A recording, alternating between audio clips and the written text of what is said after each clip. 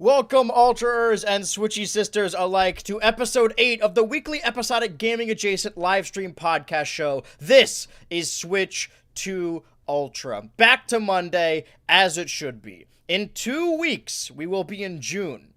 To think we only started this show in late March, meaning after today, there are only 2 more installments, not counting this one, of this show until the actual release of the Nintendo Switch 2. But for now, we are still in May. Welcome to the Switch 2 Ultra family. I am your co-parent, BHultra.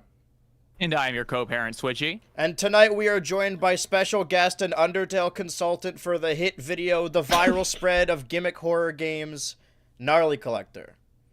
Hi, that's me. You can call me Jade also. I'm not gonna do that.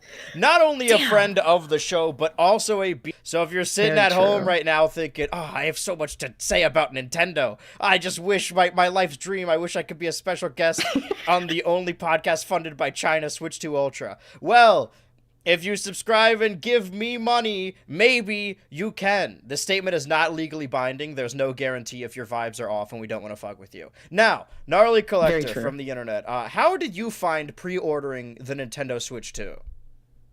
See, I was not very worried about it. I knew it was going to be hectic because I saw a bunch of stuff about how it was in Japan. Like the numbers were just way higher than they actually expected. Mm-hmm. But I wasn't too worried, and I was just gonna kind of bank entirely on Best Buy. Smart. I got in a call with some friends that night, and they were all freaking out, opening tabs for like every single place, because they all opened all at the same time except for GameStop. All right, that was like 8 in the morning or something. Yeah, all the others were at midnight Eastern. The night before GameStop. I can't remember the date off the top of my head. It was the 23rd into the 24th, I believe. Okay. They were opening a bunch of tabs for a bunch of different sites. I just waited for Best Buy. And then all the others opened, and Best Buy didn't. Right. Best Buy was late. Best Buy was very late, like over half an hour. And at that point, I was a little nervous, and I had a few tabs opened, but eventually I got into the queue on my phone, and that was how I eventually was able to pre-order the Switch and Mario Kart. You got them separately. I did, because I'm a fool, and I wanted the game physically, because I like to have it on Mario my shelf. Kart $80 by choice, so you could have the physical game. Yes, Is this what I'm hearing? unfortunately. Okay. Yeah, I got played a fool. I got conned. I got scammed. Well, But, I mean, you knew what you were getting. You know what you're paying for. I don't know if you got scammed as much as you made a vested investment. I made a poor decision. They can't be trusting me with money. So, No. so you got yours through Best Buy, and did you pre-order anything else or just the console and the game? I just pre-ordered the console and the game. I might try to get the camera just for like fun. Yeah. We'll see. I definitely want to test out that feature, but didn't they say that, like, or I guess, I don't know if Nintendo said it, but people who tested it or have information said that technically any, like, USB webcam should work with it? Oh, I had not heard that, actually. I had heard that because that Piranha Plant camera looks really good, but it maxes out at, like, 360p. So I don't know if it's, like, worth Which is getting. hilarious. It's fun by the for way. a novelty. I think there is a certain je ne sais quoi about playing a video game using the in-game chat or console-built chat and like having an Xbox mic that sounds terrible and streaming your footage in 360p. It's Very not true. better by any stretch of the imagination, but it feels like something. Because leading up to I'll tell you what I did. Because I have a big stream planned for the release of the Switch, obviously, and I was getting kind of nervous, and we talked with Dan about this last time, that I still have my Walmart pre-order. It still says it is in, because I know some Walmart pre-orders were like canceling them, but maybe that was just with a lot of scalpers. But it says that it's like slated. It has a little, what I learned from Dan last time, the Dan the Man show, is that it has a little bag icon, which means somebody is going to go to the store to pick up my pre-order. I don't know which store. I just know that that's what's happening. Someone's gonna Uber Eats your Switch. Yeah, so I don't know if that means that like they have to keep the Switch there, and that person's gonna go grab it, or if it just means like they're gonna send a guy to be like, yeah, I'll just see if they have Switches there, which just is not good because there's not gonna be any. I didn't know which Switch it was, so I went to the after stream, in between these podcasts. I believe it was on Wednesday. I drove to the closest Walmart, which is not far at all. But because it was the closest, it is not... I don't know what I expected. Because, I mean, I've been there before. I know they have an electronics section, but it is not... In the tier list of Walmarts, it's definitely not one that ever has anything, per se. So I went there, and nobody was there. I talked to the guy at the desk, and something you got to know about Maryland is they have I know there is like a Maryland accent, but I don't know if I accidentally have it and I'm not aware of it, or if there's just other isms that I haven't heard yet. It's not nearly as bad as like Vancouver, but I do know the major thing here is the way they say two, and they say two, like that, two, yeah, like that. And that's how he said it. I was like, hey, I walked up and because I don't know why I was nervous. It's because it's a social interaction. So I'm like, okay, fuck, I gotta bother people, I guess. I also, while I was there, I was just stalling. I didn't want to, like, I saw other people in line, and I didn't think about it, but I was wearing an N64 shirt that, like, doesn't super fit me, and I'm like, oh, I don't want to look like a fucking Nintendo guy who went there. I was like, you guys have Nintendo stuff? Super fan. Yeah, I didn't want to, I wasn't wearing my cargo pants, luckily, but I did go into the media section. I was just looking through to kill for time, and I did find these in the collection. The 6-movie collection in the Evanescence, and I just tweeted this because I was bored. I don't know why this tweet banged. I can't ever control what does and what doesn't, because this has surpassed multiple platforms because it's also doing well on TikTok and Reels. So evidently nothing I like put effort into will ever reach the people I need it to, but just dumb shit I do.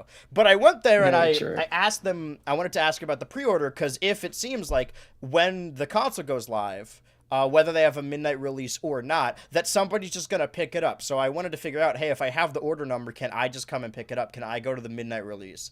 And this dude seemed like he, like, knew as much as I did. He's like, I didn't see anything in the email. Like, I don't know about the Nintendo Switch 2. Yeah, Go ahead. No, I'm just saying, yeah, I doubt the people there would actually know what to do. I also haven't heard anything about a Walmart midnight release, so I don't think they're doing it anyway. But that same day, I'm like, okay, I'm gonna have to assume that the Switch will get to me. And I checked Reddit, and the nice people on Reddit said that if it says it's coming, if delivering by June 5th, that they're hoping, or they're telling people that it'll deliver at like 9 a.m. I don't know. That's probably when I'll get up anyway. Wow. It'll be like Christmas morning. I'll be too excited to play anyway. I won't be able to sleep, because I do want to do something for the midnight release. So after that Walmart adventure, I went to the local GameStop, which is sort of in a different direction. Well, I got food first, and then I went to GameStop. I was already out, and it takes me a lot of courage to get out, so I'm like, fuck it, I'll just do a bunch of shit now. So then I went to the GameStop, and I asked the person there about pre-orders, and obviously he said, like, yeah, no, everything, like, no, it's all gone. Like, we don't do those anymore. All the companies across the board, which was fine because I already have my pre-order asterisk. But GameStop is doing a midnight release. And that same GameStop is the one I went to the midnight release of Scarlet and Violet, and that was really fun. And I've been seeing more and more reports of Best Buy. It's mostly GameStop has been tweeting out like, "Oh, we're gonna host an event here for the midnight release, and they're gonna give out like Red Bull or Monsters or something." I know Best Buy says they'll have limited inventory when the pre-order happens. Let me try and see if I could find the GameStop. I was at my GameStop the other day, and they were talking to somebody who was asking about pre-orders, and I overheard them say that they're going to have like stock during the midnight release. Yeah, but it's just not going to be a lot. And they made a logo for it, midnight release. Yeah, oh, wow. Additional units available in store. Yeah, whatever. But it says launch event begins in store at 3 p.m. local time on June 4th. I don't know what that is. That mean they're just like fucking pre-gaming, like they're tailgating? I don't know what that means because they obviously can't wheel the Switches out until The 5th, and yeah, there's stay up mid. It's sponsored by Red Bull. Oh my God. The GameStop. So I definitely want to go to this to see if because I didn't pre-order anything else other than the bundle. So I'm gonna see if I can maybe get a Pro controller and a that special SD card. Because I have true. is it 265? I have a 265 SD card that's compatible with the Switch 1, currently in my Switch 1. But apparently the one that's compatible with the Switch 2 is like a different kind of SD card, so I can't just reuse that one. I've been backing up all my saves, and I'll transfer all of them. That's going to be the main thing, is when the Switch 2 launches, I'm going to play a lot of exclusives of stuff that launches on the Switch 2. They also, I don't know if I have it here, but showed off a bunch of storage space, or rather how much space the Nintendo games or all the games coming out for Switch are going to take up. And Survival Kids only taking up 2.5. On God, everyone will be playing Survival Kids day one on the Nintendo Switch. It is $50 though. It's going to be the biggest game on Really? on the Wait, what? Yeah, Survival Kids. $50? Yeah, let me see if I can find. It definitely probably is. Hold on, sir. It's also based on a book, I think. Survival Kids for Nintendo Switch 2. Obviously, everyone is familiar with this game. Yep, there it is, $49.99. Everyone's familiar with this game as the game that froze the screen during the US version of the Nintendo Direct. Very excited to see where the Survival Kids franchise goes from here. Oh, you could preload the game.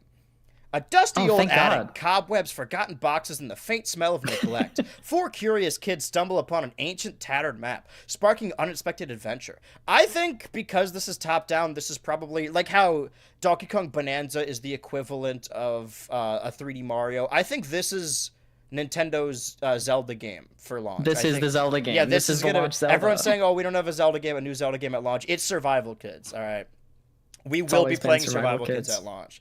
Yeah, they showed off a bunch of storage space. This is only 2.8, which is exciting because it's $50. So you never really know what's gonna be in this game. Oh, Unity developed this. That's nice. Oh, great. What does that mean? Awesome. Oh, they made this game. That's cool. So that's Survival Kids. So what I think I'm gonna do is midnight on the 4th, go to the GameStop just to see what's going on because I think it'll be fun. Maybe IRL stream. So I need to do it in a softer environment. And I was already nervous to go to the Walmart and talk to people who worked at the Walmart by myself. So I gotta, get over that. But if it's a midnight release, I'm sure people will be cooler. I had a lot of fun when I went for Scarlet and Violet because they set up, a Smash Bros. Station in the middle and had little, Oreo snacks. That GameStop is really cool. But were the snacks free, or were they just you had to buy them? I think they just had them out. Oh, that's interesting. Lit. So I'm still going off of the assumption that my pre-order will be delivered to my house early on June 5th. That's what the pre-order on my Walmart app says. And then I'm going to hit up the GameStop. If they have additional Switches there, I don't know. Am I tempted to buy a second Switch too? To play at midnight? Just in case, you know? I can't risk the Switch 2 not showing up at my house on the 5th. I got a lot of plans that day. That's fair enough. I'm gonna be doing the midnight at Best Buy. I'm sure it's not gonna be nearly as fun as the GameStop one. Mm-hmm. But we've talked about this before, and leading up to the Nintendo Switch, I knew I wanted to do a major console launch stream. I think I said that even back when I first got the Series X in 22, because I wasn't streaming before 2020. And the PlayStation and Xbox launches happened during the pandemic, and also there was a shortage, so there was no, fun launch. I've always wanted to do, a proper console launch stream, or just archive it, cover it to some degree. And I wanted to do that with the Switch because I have seen the footage of people lining up for, Halo 2 or the Xbox or the Wii or whatever. But that may have just been, a fake assertion that never really existed, because even when the Wii came out and had a release, that was also a shortage. Mm-hmm. So it was super hard to actually find one. Mm-hmm. Fighting over it. Doing what I can. So I have my Walmart pre-order. I'm Team Walmart. I think Dan was Team Walmart. We didn't ask Dan what character he would want in Smash because we got Salty's answer of Shadow. So that's pretty awesome. Twitch.tv/gnarlyCollector. We're never gonna know. I'm sure he'll be back at some point. If you could pick, this is completely unprepared. If you could pick one character to be in a new Smash game, just so we're getting ahead of it, what would that one character be? I want a Rhythm Heaven rep, but more specifically, I want like the tap girl who's the like figurehead of Rhythm Heaven DS on the title screen. I like her, and I want her. Well, I want her to be like a series representative. Well, you're getting Chorus Kids. Fuck! They tried it multiple. It's finally time. There are no exceptions. It's now the perfect time to get the Chorus Kids in there. I don't even know. I'm under the opinion that I don't even think that they saw the Chorus Kids. I don't think it was the Chorus Kids. I think they saw Marshall from Rhythm Heaven Fever and they said, that's a Chorus Kid, because he looks like them. Yeah, well, when it comes to, I think, the early Smash 4 Gamatsu leak, yeah, it was just somebody saying that there was going to be a Rhythm Heaven rep, and they said Chorus Kids. And then in the game, Rhythm Heaven has its own emblem, and it has a classification of enemies in Smash Run that only exists for playable characters. It has sneaky spirits. Yeah, and then... The sneaky spirits are in Smash Run. Were the Chorus Kids in the Grinch League, or were they in a different league? I don't think that they were in the Grinch No, League. that was Mock Rider, Ken, Shadow, Banjo, Gino. Oh man, I used to know this. Isaac. Isaac is 6. I think that's it. But I remember seeing a fake leak of the Chorus Kids on the Smash banner, and they're reacting to Villager's Butterfly. Or the Pikmin, or I'm pretty something. sure I've seen the exact leak that you're talking about. Mm-hmm. But I mean, it's just, as more of a Smash fan than a Rhythm Heaven fan, it's just like, it's the same thing with Gino, where it's like, that's the Smash character that people have been speculating for over a decade now. So if they added a different Rhythm Heaven character, I'd be cool with it, but like, I have this attachment to these Chorus Kids now. I thought Chorus Kids were in the Grinch leaks. I think so. I'm pretty sure. I'm gonna look. It was a while ago.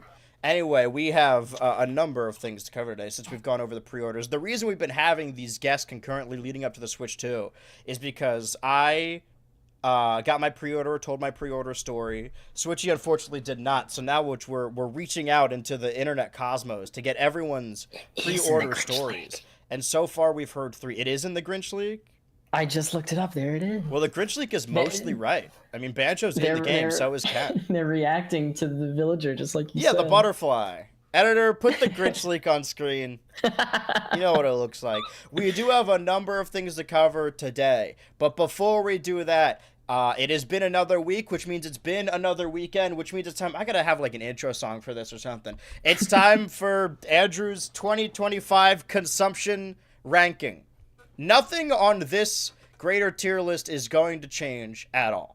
However, I'm the only one here. However, the last couple weeks I've been saying, to the beat against other people fighting back against this regime, saying that the rehearsal is the best, the rehearsal season 2 is the best thing on television. And I think I might put it above Severance season 2. Wow. Also, we're kind of in an interim here. I stream this podcast on Monday, and then a Nintendo Switch related show on Thursday. So the only time I can really play games is Monday and Tuesday. So Doom the Dark Ages has released, and everyone already has their fully formed opinions. They 100% of the game because it's been out for over 24 hours. When we come back next week, not only will I be finished with Daredevil, Born Again, I'll also be finished with The Last of Us Season 2, because that's the finale's airing next Sunday. And then I will have played a little bit of Doom the Dark Ages. Normally I rank games after I beat them. Maybe I'll wait a little bit. I will have a lot to say about Doom. But Switchy, you've heard my words, heard my sirens cry, and you have since watched the rehearsal season 2. Do you care to share any thoughts? Up with it. It is fascinating. I mean, I think you're on the agenda now. Because I only got into Nathan For You about like a year and a half ago. Kind of watched through all of that. And then I watched all of the rehearsal, I think maybe 6 months ago, at least the first season. Mm-hmm. And I loved it. And it's such an interesting direction for Nathan Fielder to go. And of course, I finished it just in time for the second season. But I don't know if you agree. The second season feels a lot different than the first season. Yes. Because the first season, the way it started out, it felt like it was going to be, I forget, is it the term serialized when each episode is kind of its own thing? Or is that when every episode is connected? Okay. So the first episode of the rehearsal ever is involving one guy who wants to practice telling his friend that he actually doesn't have a master's degree or something. And then the second education episode, situation is fraud. It is weird that that's the only episode that stands out in that season. Because then he starts the parenting life simulation. Yeah. And it gets serious.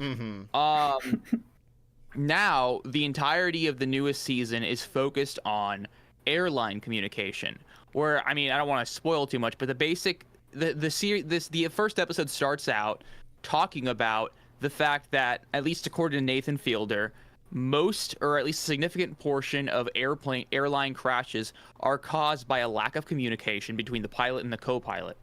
And what he wants to do is kind of get to the bottom of it and either, reform airline procedures when it comes to, I suppose, training staff, training pilots and the flight crew, or just kind of get to the bottom of where these communication issues come from. And actually, I would say that it doesn't completely focus on airlines in general, because I think what you find in the show is that he's kind of asking a lot of key questions about human communication in general.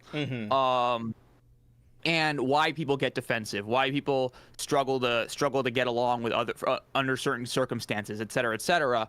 And I think that is so thought-provoking. The most recent episode especially, I think we're on episode 5 now, and this is something I often, if you're a fan of mine and you're like really into everything I do, you will often hear me repeat myself, just because if I have an idea in my head, it's something I forget who I say to or if I wrote down. I know I wrote this idea down in writing a script that'll come out in like August.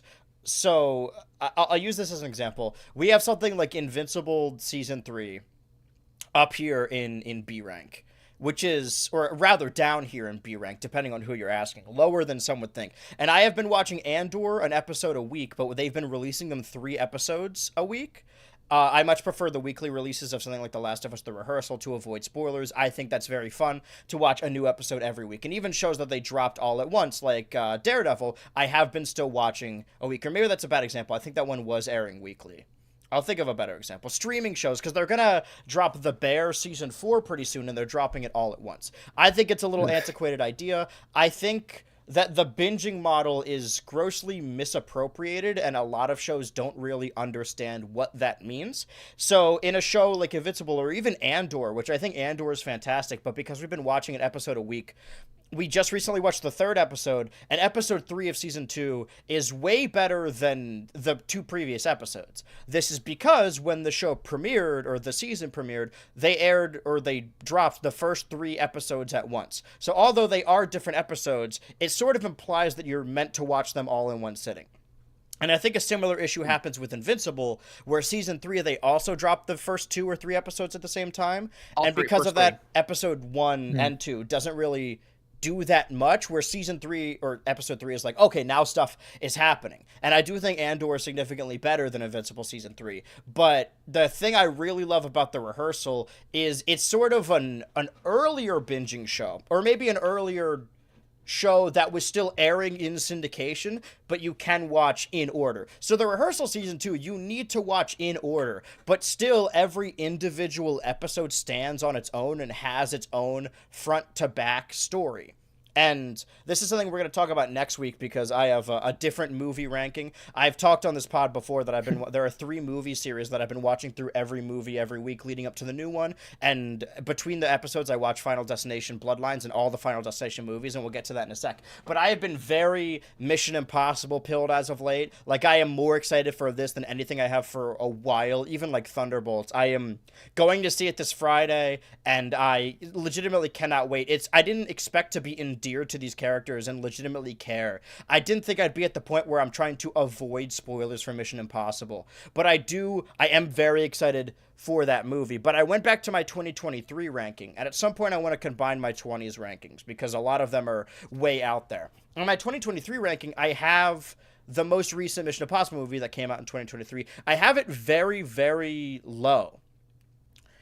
because I think at the time I also made myself watch all the other ones, but my heart wasn't in it. So I didn't love it as much because it felt like it required homework, even though it doesn't. But I do think that movie still stands on its own and has a good story front to end, although the last one does end on a cliffhanger.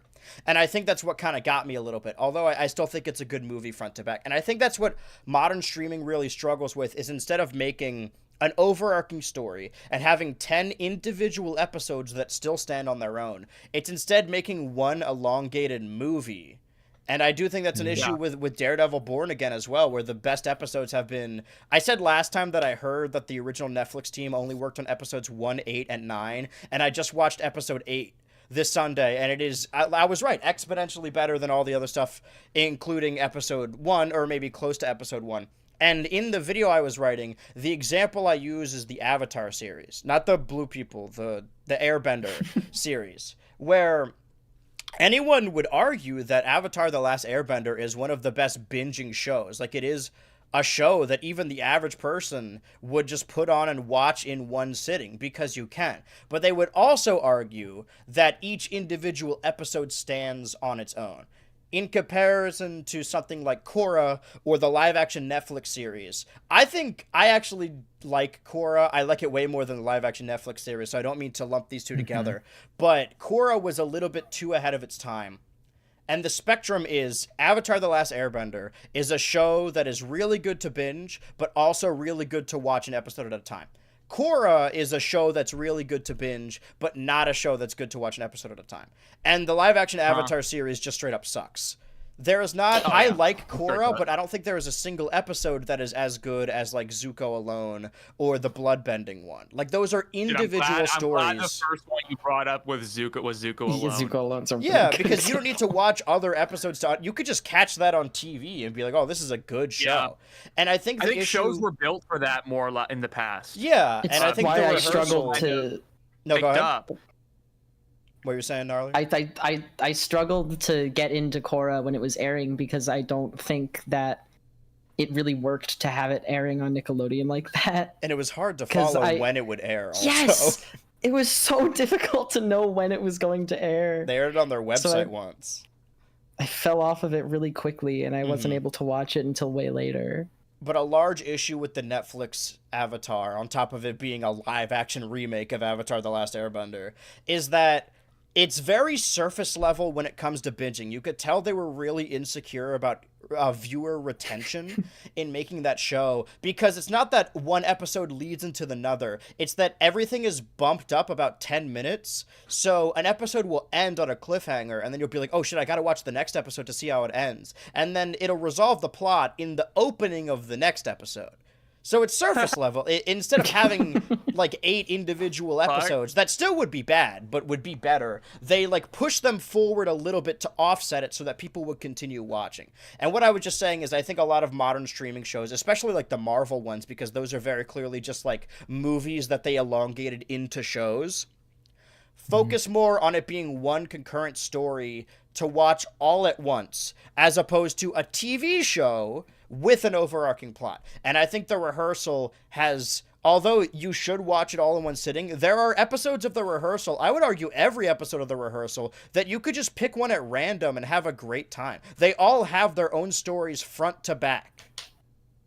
Yeah, I imagine rehearsal is the kind of show that even if I'm not watching it all together in a piece, I can just kind of pick up one episode I remember liking a lot and just watching it. Yeah. That's not the same for a lot of other shows. Actually, I kind of want to ask you something about the rehearsal. Okay. How serious do you think Nathan Fielder is being in season 2? Well, that's the question, right? It's a question that's been asked to the likes of Tim Heidecker, Andy Kaufman, even like Dan Henschel. How much of it is a bit that they are in on? And I think that we have seen Nathan Fielder be an actor, and I know he is Nathan Fielder, and I do think it's like in the least pretentious way possible, it's like a YouTube video, like a video essay or something, where you're playing a character, but the character is you. You wouldn't be writing it if it wasn't your feelings. So I think a heightened version of himself. Nathan knows what he's doing and knows that these situations are funny. Like, it's not that it's falling off him and he's like, I don't understand why this is funny, why people are laughing. I don't want to ruin the immersion, but I do think he's playing up a character. Granted, the thesis of the first episode and a lot of the show is that a comedian can make a difference by having a serious topic be entertaining to the masses and getting to the core of why that is. I do think that's something he's legitimately passionate about. He's just doing it in a very silly way, which in a way exemplifies the point he's trying to make. Yeah.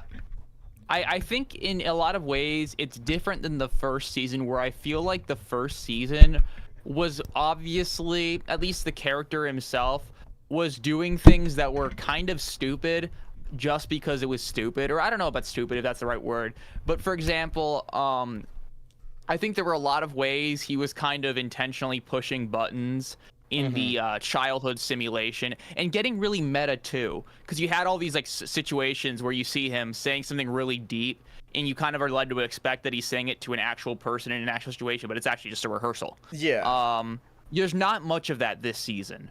I guess during the first season there were a lot more situations where it felt like he was, in a Nathan for You kind of way, manufacturing a lot of really awkward situations for the purpose of it being entertaining. I think the best example is just the whole charade of him trying to like teach his fake son, like sneak his fake son into a Jewish school and stuff like that. Which I mean maybe you could argue, I mean, it's been a while, that it was actually about like him actually wanting to raise his son that way, or kind of get that experience. I to me, it felt like it was more kind of just done to create this kind of awkward situation.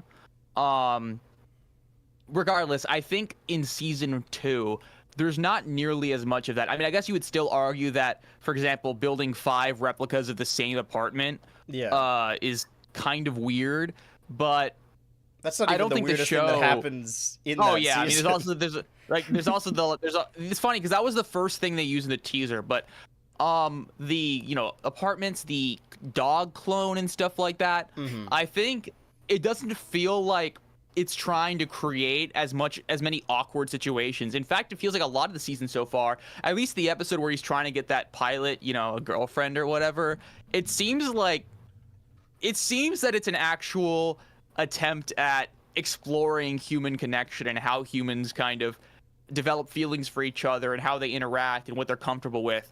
I don't know, it feels a lot more curious and a lot more down to earth to me. Maybe I'm just falling for the illusion. You're thinking of it in the context of the pilot. You may forget that also in that episode, when he's having all of the actors make out with other actors and having the intimacy coordinator tell them to do whatever, that he also like drove out all of their significant others to watch their significant others make out with the actors. I don't know if he's doing that for any inquisitive reason, even if he says it in the show. I think he's doing it because like, this would be funny. This is fucked up. That's true. I mean, he did say that the actors were welcome to invite their significant others. Yeah, okay. Well, that's the thing too, is that like, I don't think there's any coercion. I don't think Nathan was telling them. The crux of that is that he's like, oh, just tell the actors they're allowed to go however far they want and do whatever they want. And this is, maybe I'm like not correct in this because the whole purpose is to see the limitations of actors. But I do think a lot of them are just using it to cheat on their significant others. I think that's what that is. I think it's because I was watching it with my wife, and I think there's a difference between reading a script and saying, like, I have to make out with this person, have sex with this person on screen, this is what my character's doing, and setting up an improvisational scene where the director's like, yeah, do whatever you want. That's not the same thing at all. I think that is, in fact, cheating. Yeah, that's an actually interesting point. And I guess when it comes to improvisational acting, there's clearly a situation that needs to be navigated. I mean, honestly, that's why I think, it's not like I'm a huge expert on this. Right. I do think that the job of an intimacy coordinator is really important because, historically there wasn't a lot of professional guidance when it came to sex scenes, kiss scenes in both movies and theater. Right. And it is a very valuable discussion to be had. I think it also, you'd have to have the boundaries with your partner in these kinds of situations of, we're going to play these characters are going to kiss. It's not me trying to cheat. it's me trying to play this character. It's me trying to really get into the scene. I'd say that would still need to be a thing that partners would have to talk through and establish boundaries about. I'm like saying that like it's crazy to say, but no, I agree with you but I think in the context, these are not like, it was my understanding, I could be wrong, that these are not actors that he hired solely for this. These are the actors he's had in the pack following around both Emma and the pilot. So they are familiar with Nathan Fielder. They know what's happening. They know what the situation is for. Yeah. So I think it's a little... I think what he's trying to figure out is, like, why is it different for actors? Like, why is... In the context of acting, why are you allowed to do all this? Which kind of bleeds over into the next episode where he tries to give these pilots roles to play so they feel better about standing up. So then they can't feel the repercussions of their actions if they believe they might upset their captain or co-captain. Yeah. But I was just saying, if it's an improvisational scene, I do think it's cheating because that is a choice you're making, not in character. I don't think outside of the context of that show, an actual like intimacy coordinator would just say do whatever you want. Yeah. Because that feels so irresponsible. Well, what they usually will say is that I once saw like a 20-minute like mini doc about it, where what they'll occasionally do is that if actors are given a little bit of creative freedom on how they want to touch each other, the first thing you want to make clear is have the actors say what's okay to touch, what's not okay to touch, stuff like that. Exactly. I think it more means that between the two of us, if we're both comfortable with it and it's something that we feel adds to the scene and kind of demonstrates a certain amount of affection between two characters, that's fair game. I think that's what they meant by that. I hope it. I hope that's. Yeah, I would hope. No, I'm not saying I don't think there's any malfeasance or foul play on Nathan's side, but I do think we're kind of making the same. Omiya and Nathan, the idea of he's also curious as to why actors are allowed to do something that would be considered cheating or hurtful just because they are playing a character that isn't a pre-written scene. Mm-hmm. I think it's in the same ballpark as something like method acting. But I mean, it's causing a lot of discussion. I think it's really fun to watch all of it. I know there was somebody who was in the Wings of Voice competition who believed they were in an actual reality show, and then they flew to the reconstruction of the Texas airport to perform the cover of Amazing Grace. They were going online and complaining or trying to just like causing a discussion, or I mean they were more mad about it, that the entire thing is immoral. And I'm gonna say, for one, I don't think it's anything when it comes to Nathan Fielder. I don't think it's real. I think the person complaining and starting this, I think she's an actress. I think this is part of the show. I don't believe it. I could be wrong. But regardless, I don't, maybe just because I know Nathan Fielder, but if you're signing, they told you're going to be performing in a reconstruction of the airport, and it's a aviation themed singing competition. Like, I don't know what you expected from it. I don't know if they announced any prize money. I don't know a whole lot about the conversation, but I know there's people mostly on Blue Sky talking about how the show is like immoral. And I do think a lot of that kind of brought up in the most recent episode, where if you don't know the context of the rehearsal, we're just going to say things. You should definitely watch it. He's talking to the autism director, and she's telling him to like, this airport would be a good place to have kids with autism rehearse going to the airport. And he's like, ever since last season, I kind of made a promise to myself that I wouldn't involve kids in these rehearsals anymore, which is also why he plays the kid version of Sully. And that's another thing that got a lot of pushback.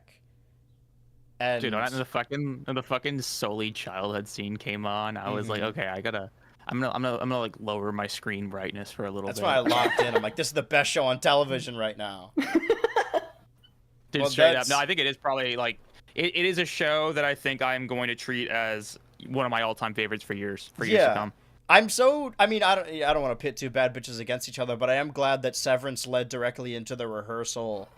And there are shows that are premiering an episode weekly that people are watching as they air and discussing. And I guess that was my point when it comes to these shows that like drop 3 episodes at a time, that it's so much more. I don't know why they don't understand that dropping an episode a week, sometimes they do like 2 episode premieres, but an episode a week, people will talk about those episodes weekly. And I do think there's not an episode of Severance that you could just like jump into and watch. I do think it is a show that each episode stands on its own from a quality standpoint, from an individual story standpoint. You can see the exact like point that you're making with the difference in the conversations around Smiling Friends season 1 and season 2. Because season 1 dropped all at once, and then season 2 actually aired, and there was a lot more. Yeah. I felt there were a lot more people talking about season 2 as it was coming out, because we were given that like room to talk about it.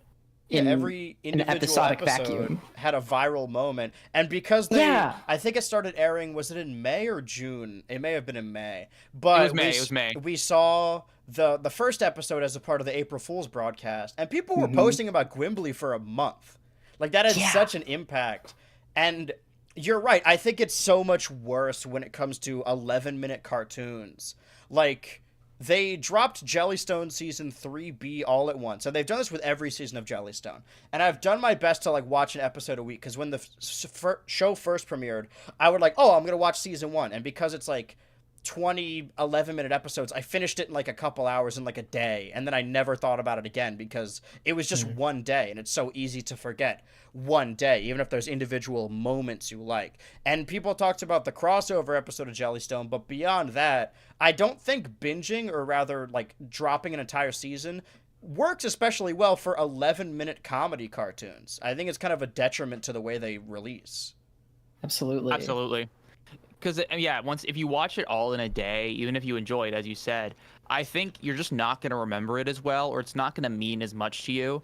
Because I think part of really appreciating art in general is kind of going back to your life and thinking about it, or whatever, or sleeping on it. And you kind of think, what's going to happen in the next episode? When you can just click it and you're just done with it in 90 minutes, I think for a lot of people, it just kind of goes in one ear and out the other. And that's not to call it like facile or call people watching it facile. I think we just don't really interpret it as a wider part of our lives if we just watch it all in one day, I suppose. I just don't. People can just do that. They can just watch a season, and maybe it's a good enough season for them to openly discuss it. But maybe I'm thinking from like an internet standpoint, where I think it's fun when a movie comes out or an episode of a show and my entire feed is everyone talking about it.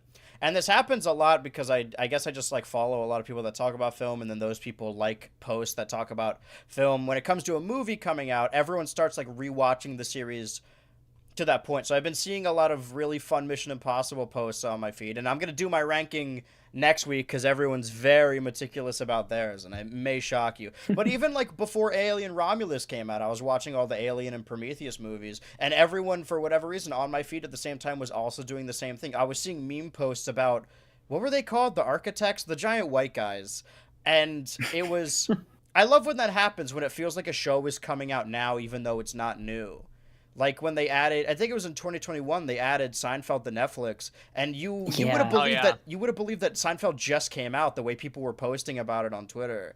And I think that's really fun. I think at making a show, you shouldn't lean into the social aspect too much, because that can really derail your product. But I do think talking about shows in a social environment is as important as it is watching them, because it's important to hear other people's perspectives and see how they reacted and how it feels to them.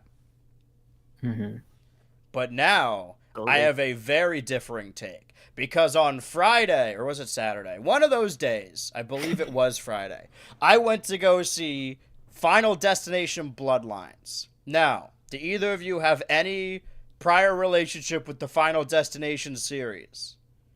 No. I like the Smash Bros. Stage. I was going to make that joke, but I decided not to. I did title these files FD so I wouldn't forget. Yeah, I'm glad somebody did it.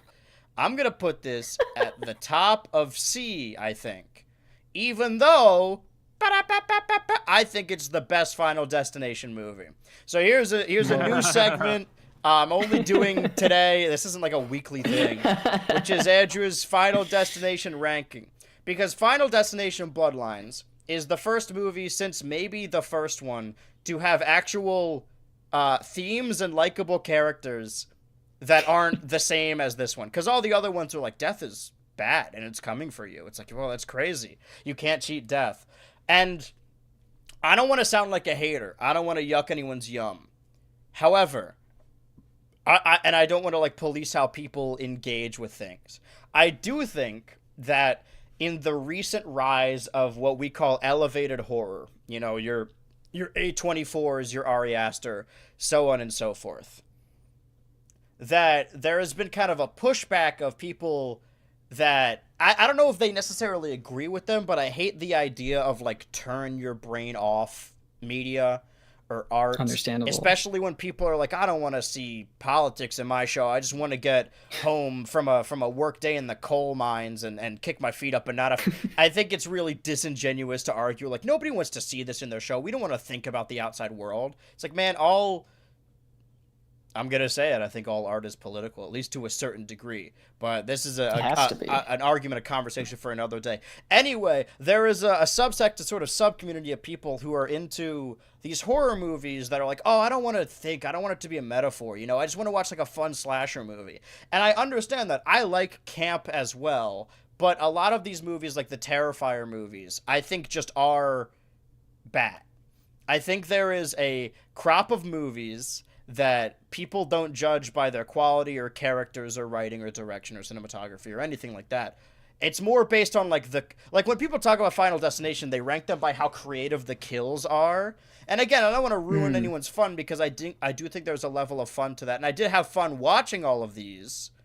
However, I think that the newest one is the best one because it's the first one since the first one that feels like an actual movie. It's still in C tier. It's the top of C tier, but it's still in C tier. It was the first time I've ever watched a Final Destination movie where I was like, oh, I hope they don't kill this guy. Like, there were people I liked. And I think that's because the gimmick of this one is that they're all related. It's a family. And thus they have... Because a lot of these movies are just a group of strangers. I'm going to put... Is it... 4 at the bottom, because 4, which is titled The Final Destination, is the 3D movie. Back when the 3D gimmick, so all the kills are like, whoa, there's a pencil flying right at me. So, I'm as somebody unfamiliar with this series, after the first movie, is it just basically kill compilations, the movie, and then this one was... sort of. I see. Okay. And that's... I will be right back, by the way. No worries. That's the... I have a lot to say. That's the idea, is that each movie is like, oh, we got to see all the creative kills. I will say, I love the movie theater I go to. It's a very raucous theater every time, and I love the culture there. I love the people. And there is, without spoiling it, there is a scene in Final Destination Bloodlines where a young child, a boy, gets turned into a fine paste when a grand piano drops on him and he explodes in the gore. And there was uproarious applause in my theater. It was awesome. Again, I had a fun time seeing this movie. I think 5 is C, probably. And then 2 is the one with the logs. And C is the one with that's Ride the Cyclone.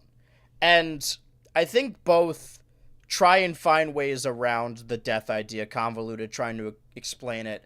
I'm gonna put 3 above 2. Well, there are definitely characters I want to... What's interesting about 3 is there are characters I want to see die. Like, they make characters purposefully obtuse and annoying. I'll put 3 above 2.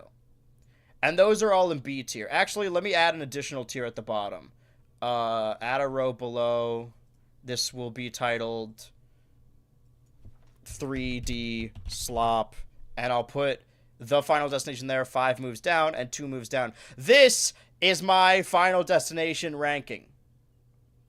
Confirm or deny. And next week I'll have a lot to say because I'm really big fan of Ethan Hunt and the rest of the Mission Impossible crew. But that's where Final Destination Bloodlines. We've talked a lot about this consumption list. Are you guys aware of Nintendo as a company? Yeah. Are you interested to see? I'm getting some pushback here in the YouTube chat because I'm not opposed to being wrong on things. Well, first off, let's cover this. That according to NBC Universal, they did an upfront where they showed off a bunch of stuff. The titles of films were listed off like Wicked for Good, Five Nights at Freddy's 2, we now know the title of that movie is Wicked for Good. It also has a movie listed titled Super Mario World, specifically, confirming, allegedly, that the sequel to the Super Mario Brothers movie will be titled Super Mario World.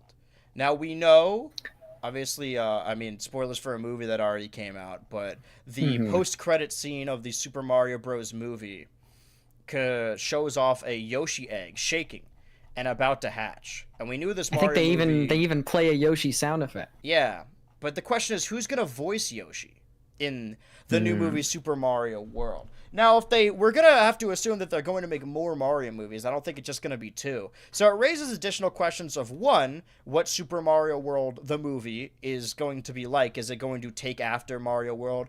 Because something like the Sonic the Hedgehog 3 movie, or these Sonic movies in general, take after more or less individual Sonic stories. The first one is the first Sonic story. The second one is 2, 3, and Knuckles. Well... yeah, 2, 3, and Knuckles. And then the third one is based off of Sonic Adventure 2. And it seems like the fourth one is going to be focused mainly on Sonic CD.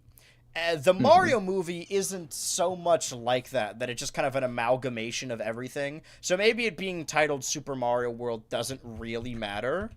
But I was interested if you guys have any speculation or theories on what you think Super Mario World, the movie, will entail. I think that they probably chose that title specifically because it's going to heavily involve Yoshi. I do wonder if they're going to mention, like, Dinosaur Land, like, from Mario World itself, or if we're just going to go back to, like, the kind of map that we had in the first movie. Or if it's going to be Yoshi in real world New York City. Whoa. And he hangs out with human James Marsden. Yeah, like, what exactly. the heck is this? Who's Yoshi voiced by? Let's lock in our answers now. Aziz Ansari. Oh, man. From the Aquafina. teaser... From the teaser, it sounded like it was just they were using Kazumi Totaka's Yoshi voice. They should have I it be doubt that they'll Charles use that Martinet. for the entire movie. Oh, yeah, I could believe that they would just treat Yoshi like an animal. 'Cause, I mean, that's kind of what I was the- thinking. That's like the old school way of You don't think they're going to adapt portraying him. Mama Luigi? Mama I'm Luigi. looking at this now. They're making a Black Phone 2? I didn't know that. Why on earth would you do that? What's Black Phone? It's just a horror movie, more or less. It's because the prop master, I don't know, the person who made the mask for the Black Phone also made a bunch of masks for Bray Wyatt. If you don't know, if you're a new fan of me, I'm a big fan of Bray Wyatt, but you wouldn't know it from my YouTube channel because that video does not exist. Subscribe to the BHultra Patreon for more exclusive non-red versions. So true. I think honestly, it being called Super Mario World implies more to do with the Universal theme park than it does like the actual Super Nintendo game. I don't know what they're going to do with that, but I know that. See, the problem I think is with going too far in speculation with the term world is that world is a term they use a lot. I think Nintendo in general, but especially with Mario, they use a lot just to kind of like expound on something. I don't know if that's the right word. I mean, you have Super Mario World, but they also have Mario Kart World, which is a newer example, but they also have Super Mario 3D World as opposed to Super Mario 3D Land. So they've always had this habit of kind of just tacking on the word world into whatever's new. So it's hard to think, if the world title is necessarily linked to any specific property that they're I guess kind of adapting. Yeah. So I mean, I guess Yoshi being in it, I think that's pretty clear. I don't know why they wouldn't do that, especially after they've directly teased it. I guess, I mean, I don't think the cape was in the first movie. Maybe they include the cape, but I don't think there's going to be a specific Dinosaur Land thing. I would be surprised. I don't think there's going to be Koopa. I mean, maybe Koopalings, but it seems like they're kind of soured on the idea of having 7 individual characters. Although it would be fun to cast 7 unique Koopalings as like different. Get like the biggest stars in Hollywood that are blossoming, that are about to be huge, and lock them into a Mario contract. What do you think? Timothy as Ludwig. Following That's true. They're both French. Following Super Mario World, if they do in fact make a third one, because I assume they're going to have to, what would they title a third Mario movie if they're not going with the Super number Mario sequence? Galaxy. Super Mario Galaxy. So true. Dude, I think they're probably gonna title make the a third movie. Super Mario 64. Yeah, they're gonna title it New Super Mario Bros. Wii. I gotta title it Mario Tennis Ultra Smash. They're gonna call Very it true. Mario Rabbids. I don't even know what the full game. Kingdom Battle. Mario plus Kingdom Rabbids Battle. Kingdom Battle. I mean, I mean, there was that scene in the movie, and forgive me, I haven't watched it. Did it come out in 23? It came out in 23, I think. Mhm. I haven't watched it in Yeah. 2 years. Excuse me. Fans. There's like a point where like Mario and Peach are looking at the night sky. That's obvious. I mean, I think they have Lumas in that movie too, and they probably Yeah. played a little like leitmotif regarding Galaxy during that scene. I mean, they obviously were hinting towards, the world of Super Mario Galaxy. I wouldn't be surprised if they make a movie centered on space.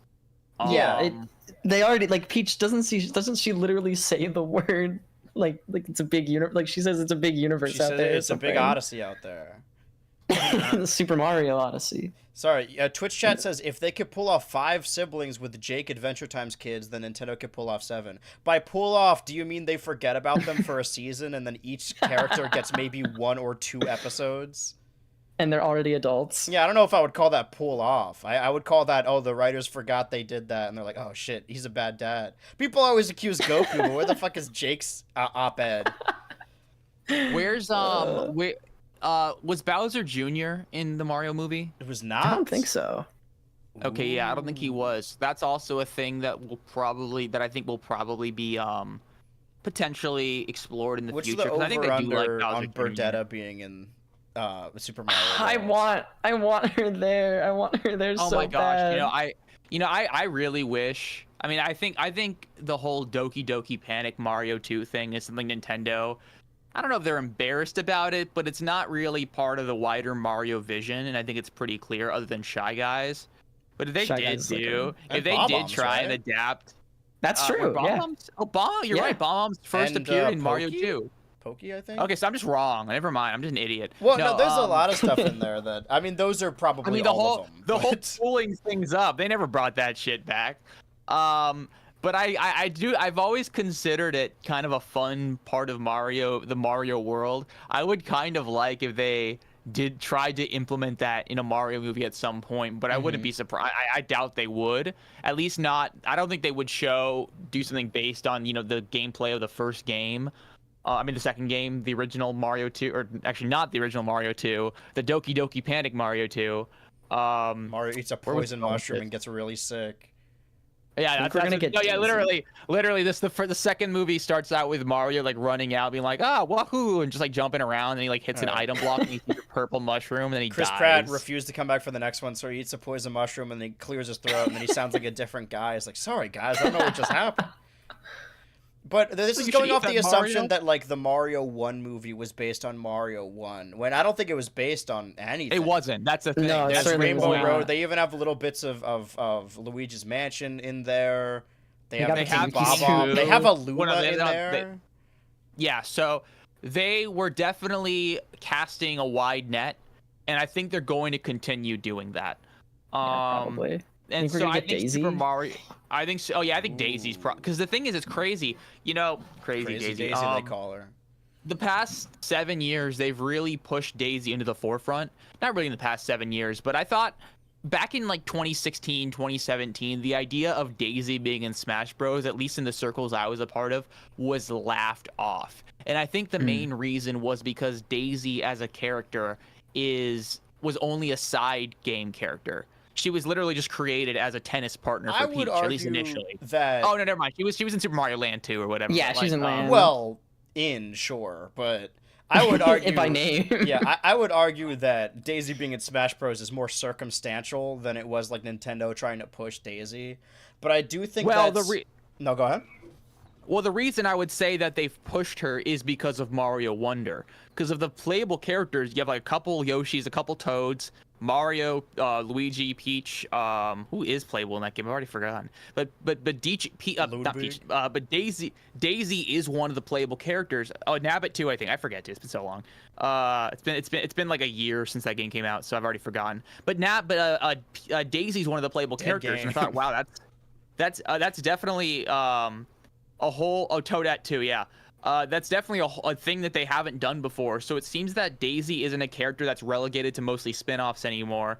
So I think they definitely kind of want to push her into the Mario movies at some point. And that definitely seems like a second movie kind of character to kind of introduce. Yeah. Like It Daisy. seems.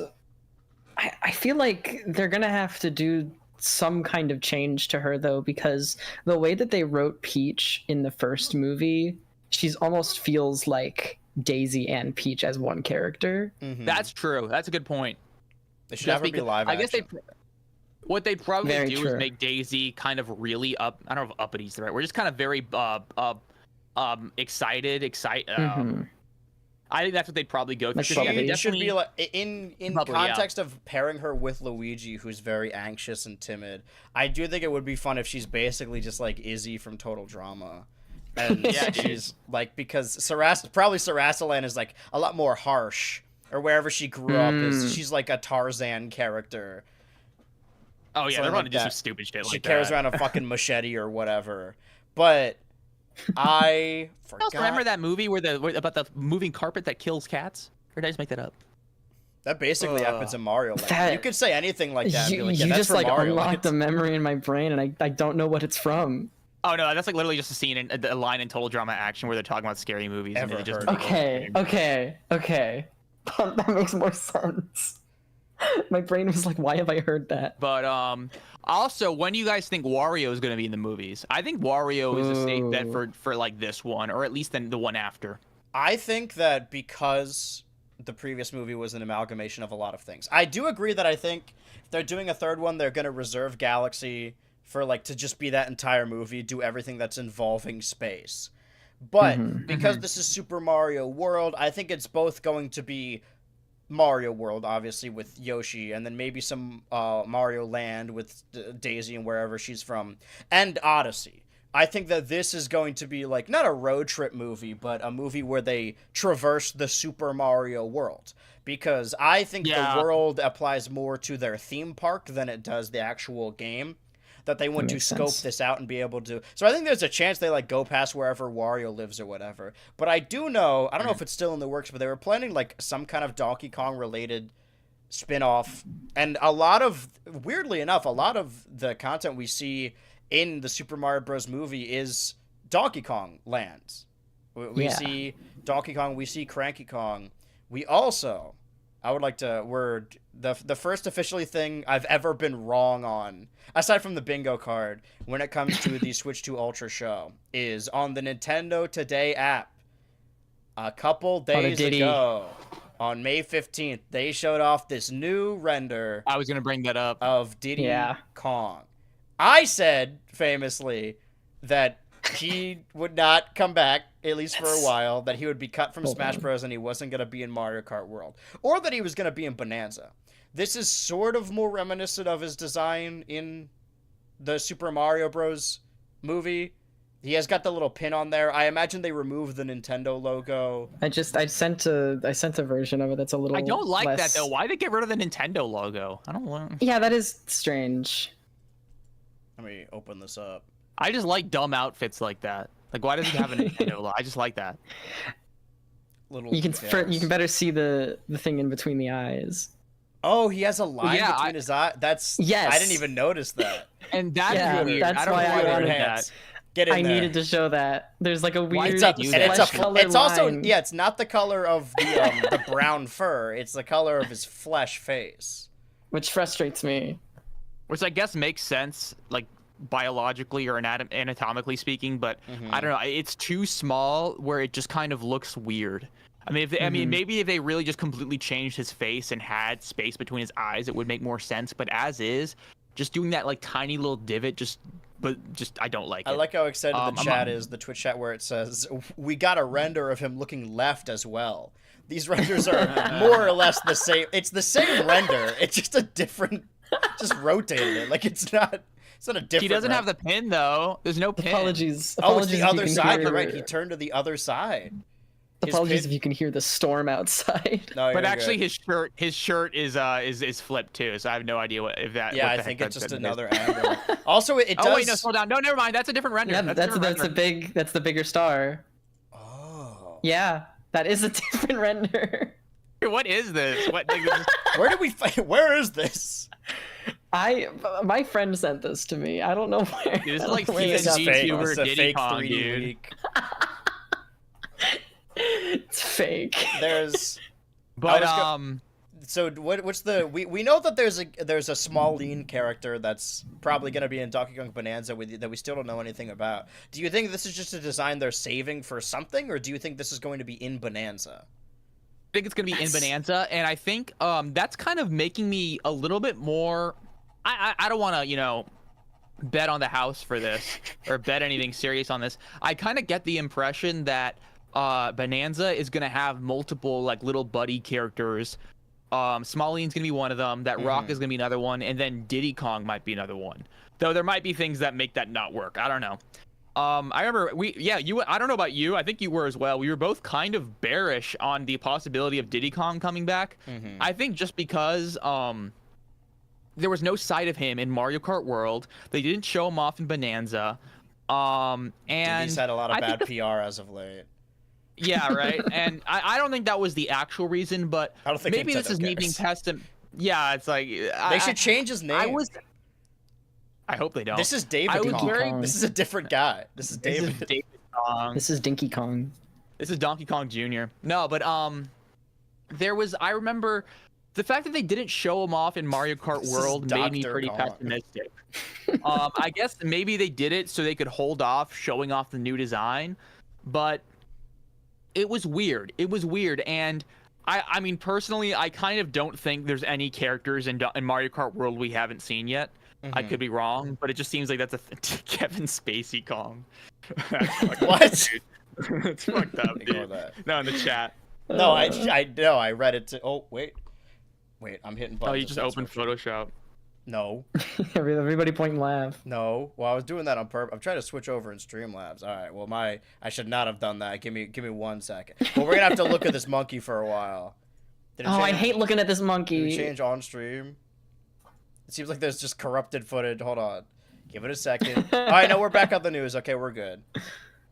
All right, So sweet. I wanted to get really in close with this Diddy Kong render. Oh my god, that storm's coming down like crazy out there. I'm so Can you hear my scared. computer fighting for dear life? I actually gonna- cannot. Oh, we're good. What if we, in theory, Donkey Kong character? So let's lower this hardness a little bit.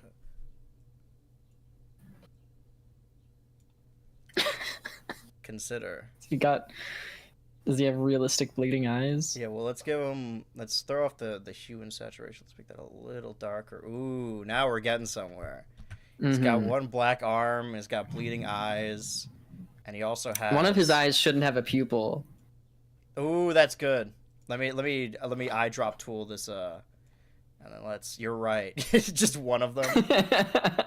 Yeah, just one. Whoa. And the other one should be like blue. Oh my I can god. hear the storm a little bit now. I might lose power. You're We'll good. see. All right, let's... What the fuck are you guys doing? What do you mean? What are you talking about? I'm saying you guys as if it's not just Andrew. What do you mean? This is What the are you new character. This is the new official Yeah. render.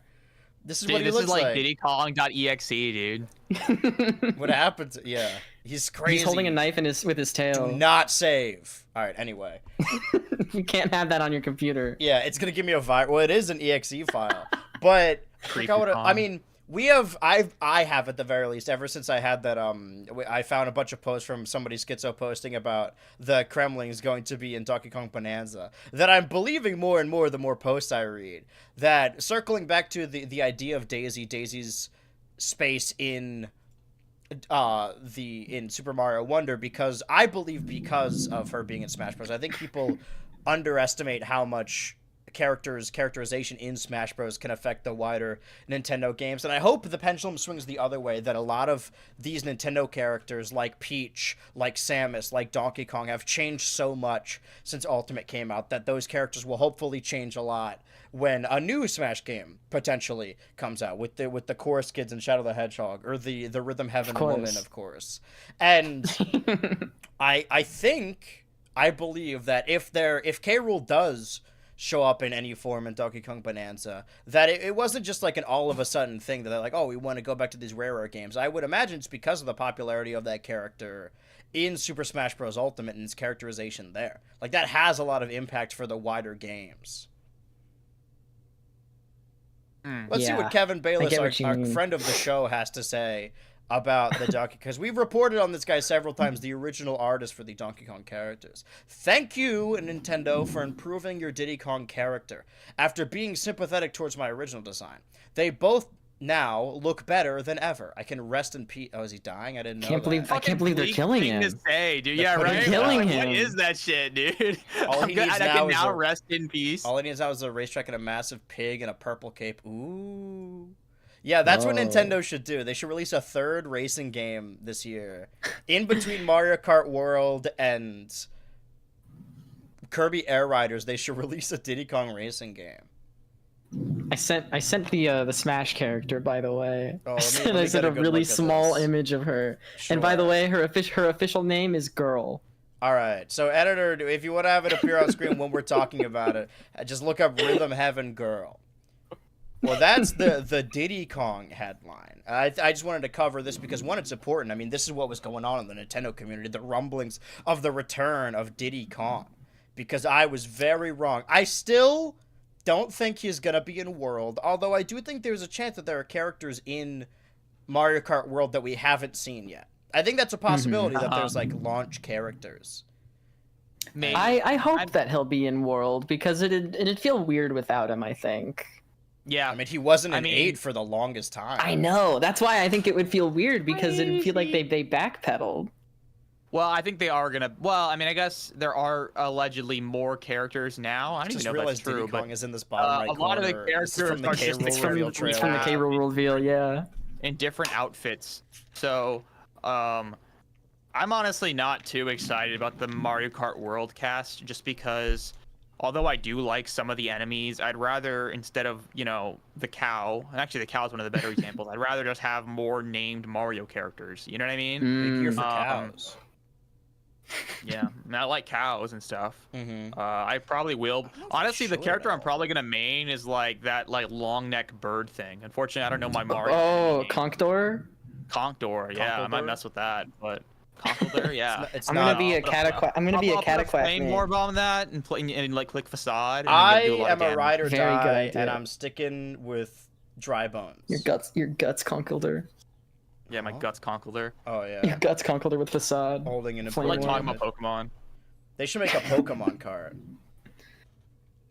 I don't think they should do that. What do you mean? I don't like that idea.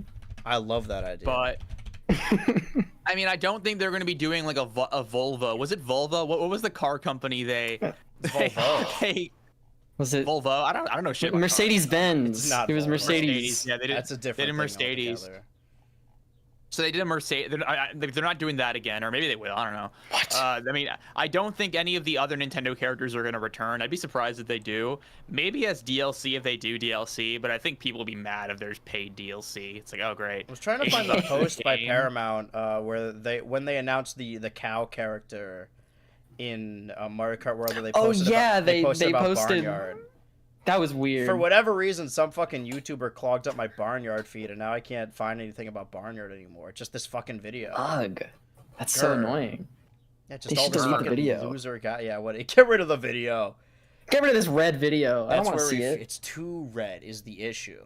I think it's not red enough. But I'm glad Kevin Bayless is at peace. Hey Kevin, come on the Switch 2 Ultra podcast and we'll discuss Donkey Kong. Jesus Christ. Did you know that Super Mario Odyssey, Pokemon Scarlet Violet, and other selected Nintendo Switch games will receive free updates on June 5th to enhance the gameplay experience on the Nintendo Switch 2? I think these are all the games that have free updates on June 5th. And they do talk about them on the sites. Most of them are improved visuals. Visuals and frame rate for ARMS. The biggest ARMS head. Really? The biggest head I ARMS. love ARMS. Oh my god. I never hear got that. trying Now. to arms. They're trying to smite me for it. Yeah, evil Diddy I like Kong. ARMS too Diddy Kong.exe is trying to chase you down. But it seems like, I mean, this has kind of been the case with a lot of Switch 2 stuff, is that instead of it being a clean break, which I'm glad it isn't. I'm glad we don't have to start over with the online infrastructure, start over with all the games. But it does seem like a lot of the selling points of the things to play on day one for Switch 2, other than Mario Kart World, are just Switch games that will have upgrades. If I want to play everything the Switch 2 has to offer, that it's not just Mario Kart World or Welcome Tour, it's also like Breath of the Wild, Tears of the Kingdom, ARMS, Big Brain Academy, fucking Captain Toad for a third time, New Super Mario Bros. U for a game third that came time, out in 2015. Super Mario by the 3D way. World for a third time. Oh, you could do game share with Super Mario Odyssey. So only some of these have game share. Jesus, I'm gonna mute. It's Who's Odyssey. ready for a Nintendo Switch 2? The first day, I'm gonna play Soul Calibur and Wind Waker and F-Zero. You know, I will say All I these am 20 legitimately excited of game share support for Super Mario 3D World, where you could play online. You That's could play true. this game online with 4 players. I think that's been very drastically missing, and I think only one person needs to own this game, right? So Yeah, it's gotta I think find so. 3 people With that the want to play. yeah, because before you can play online right now on the Switch, but the game share makes it so only one person needs to actually own it. It says that Game Builder Garage is going to support Joy-Con 2 mouse controls. Oh, that's cool. It's curious that they don't have Mario Maker on here. Unless they're going to add, like, additional content to it, which I Could doubt. you imagine? I wouldn't be surprised if they do a Nintendo Switch 2 version of Mario Maker 2. I guess the only reason they might not do it is because it's been so long. It's been like 6 years since that game came out. But if they did go through with it, I mean, I wouldn't be surprised if they add like the Wonder Art style as something that you can use. I mean, if the argument is that, like, it came out too long ago, like, Odyssey is one of the games getting an upgrade here. And even, I think, Well, yeah, New but I'm Super talking Deluxe about, came like- out before Maker. Yeah, you're right. I think Deluxe came out like 2018. Mm-hmm. But what I was saying specifically is if they did like a real Switch 2 paid edition or a real upgrade to the game, I could see them doing that and adding the Wonder Art style, but I don't know how likely that is. I mean, I guess they did it with Zelda, but I feel like that's kind of different. I don't know if they would. Well, I mean, maybe as a... maybe. I guess it Or depends maybe on they'd just do Mario Maker 3. we're assuming that... Yeah, I mean... that if they want to pitch this whole mouse feature, like, I'm going to be honest, I'm a very controller heavy player, that the prospect of playing Metroid Prime with a mouse is not really selling me on the idea. I would much rather prefer like a Mario Paint-esque game, something like that. I'm sure they'll like have a new Splatoon that'll heavily feature that. But Oh Yeah. man. I was saying That's that gonna- Mario Maker with a mouse would be nice, though. I think the Yeah. Switch 2 launch is mainly focused on Switch 1 games, so much so that last week I forgot that Metroid Prime 4 and Legend ZA were even coming out this year. In my defense, we don't have release date, like solid release dates. No, we still but don't. Up to 4 people can play 34 games, and you could share locally or share online via game chat in Clubhouse Games 51 Worldwide Classics. So if anyone You wants to can play challenge me in Dots and my Lines. favorite game, Dots and Boxes, That's let what me it's know. called. You brought up the prospect of a Splatoon that heavily features mouse controls, and I hadn't even considered that Mm-hmm. because I'm so Splatoon players really love the gyro controls, right? Yeah, I was gonna say the gyro aiming to me is really, really great, and I've loved it for a decade now because Splatoon 1. Is it precise enough? To me, it is. I Okay. think because, yeah, I don't know. It gets you the closest to feeling like you have the same control as you before like the Switch 2 stuff. In my initial reaction, I was really hoping that they would have gyro for that game, but it's kind of looking like the two options are stick with lock on and the mouse, which disappointed me because I really like gyro aim. Mm-hmm. I think there's a decent chance of there still being gyro controls. I'm crossing my fingies. Also, these and are hoping and praying. all of the free upgrades. I think these are just the day one free upgrades. So I wonder how Yeah, it's I think gonna they might do act some more. with Pikmin 4 as well, because I mean, so much of we forget so much True. of Pikmin's release schedule was the first 2 games and then re-releasing those same games on the Wii with new motion controls. Not New Motion Plus or Wii Motion Plus. I've but honestly just, lost track of all the Pikmin re-releases. if Straight only up. there was a song that could remind us.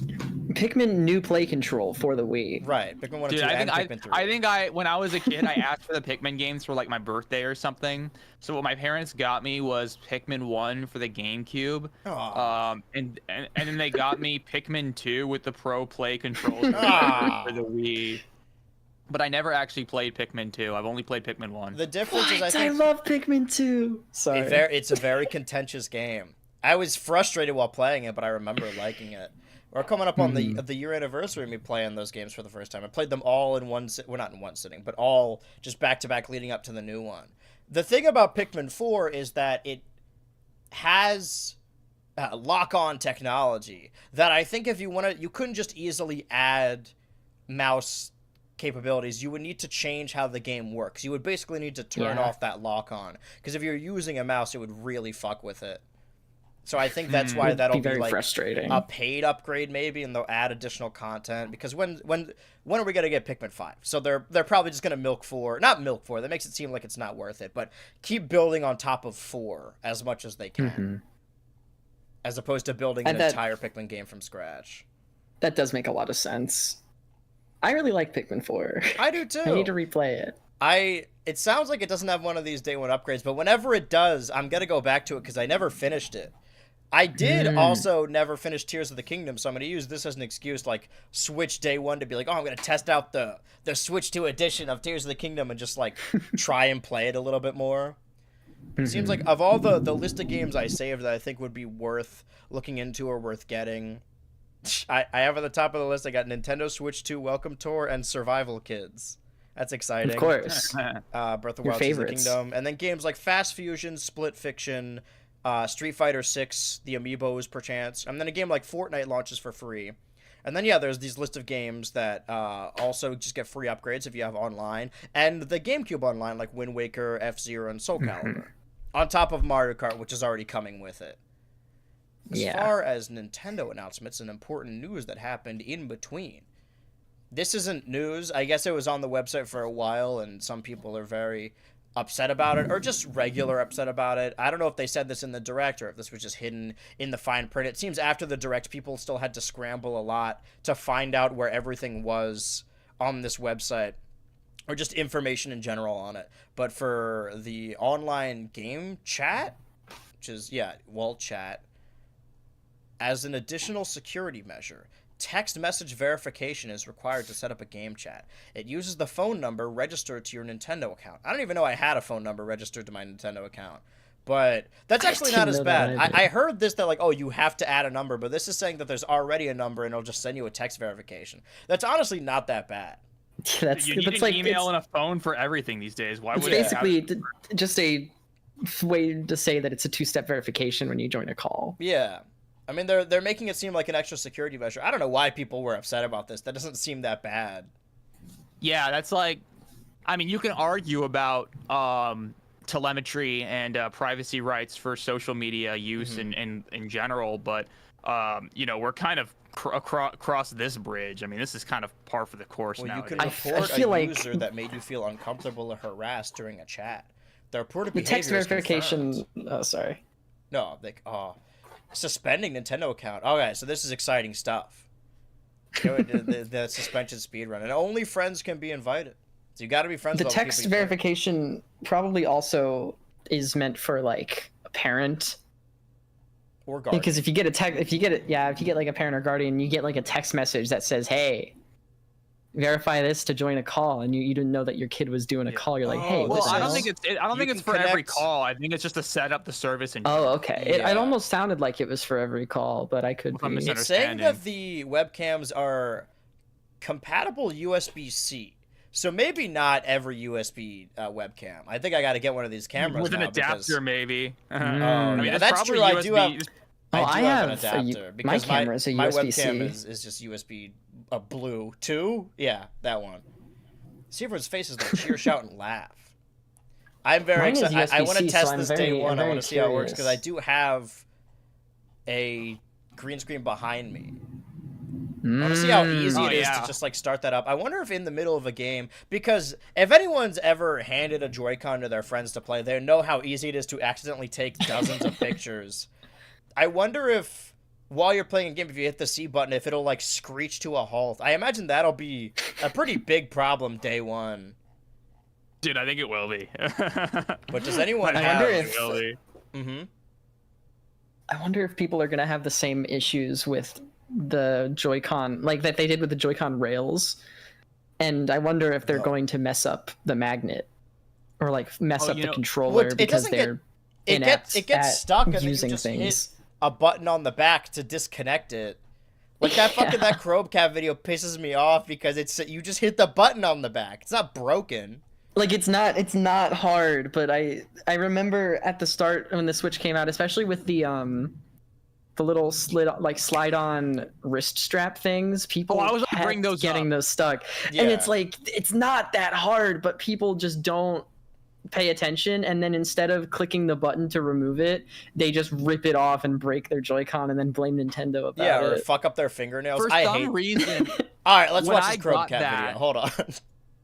well, for some reason, when I got those like slide-on handles, maybe I just didn't do it right, but there was like a switch. There's like a little like kind of switch on them and the button, but like I never felt like I was doing it right when I was disconnecting them. So I haven't connected them in years. Yeah, maybe I'm just one of the idiots. I think I might just be one of the idiots, but I remember I tried to press the button and like loosen it, but I always felt like I had to pull. It, way harder it does than I still should. yeah, it does Does it- still feel like you're pulling more than you actually need to, but Okay, so but yeah, no, I don't like shit like that. I don't like feeling like I'm breaking my stuff when I'm using it properly. So I hate those things.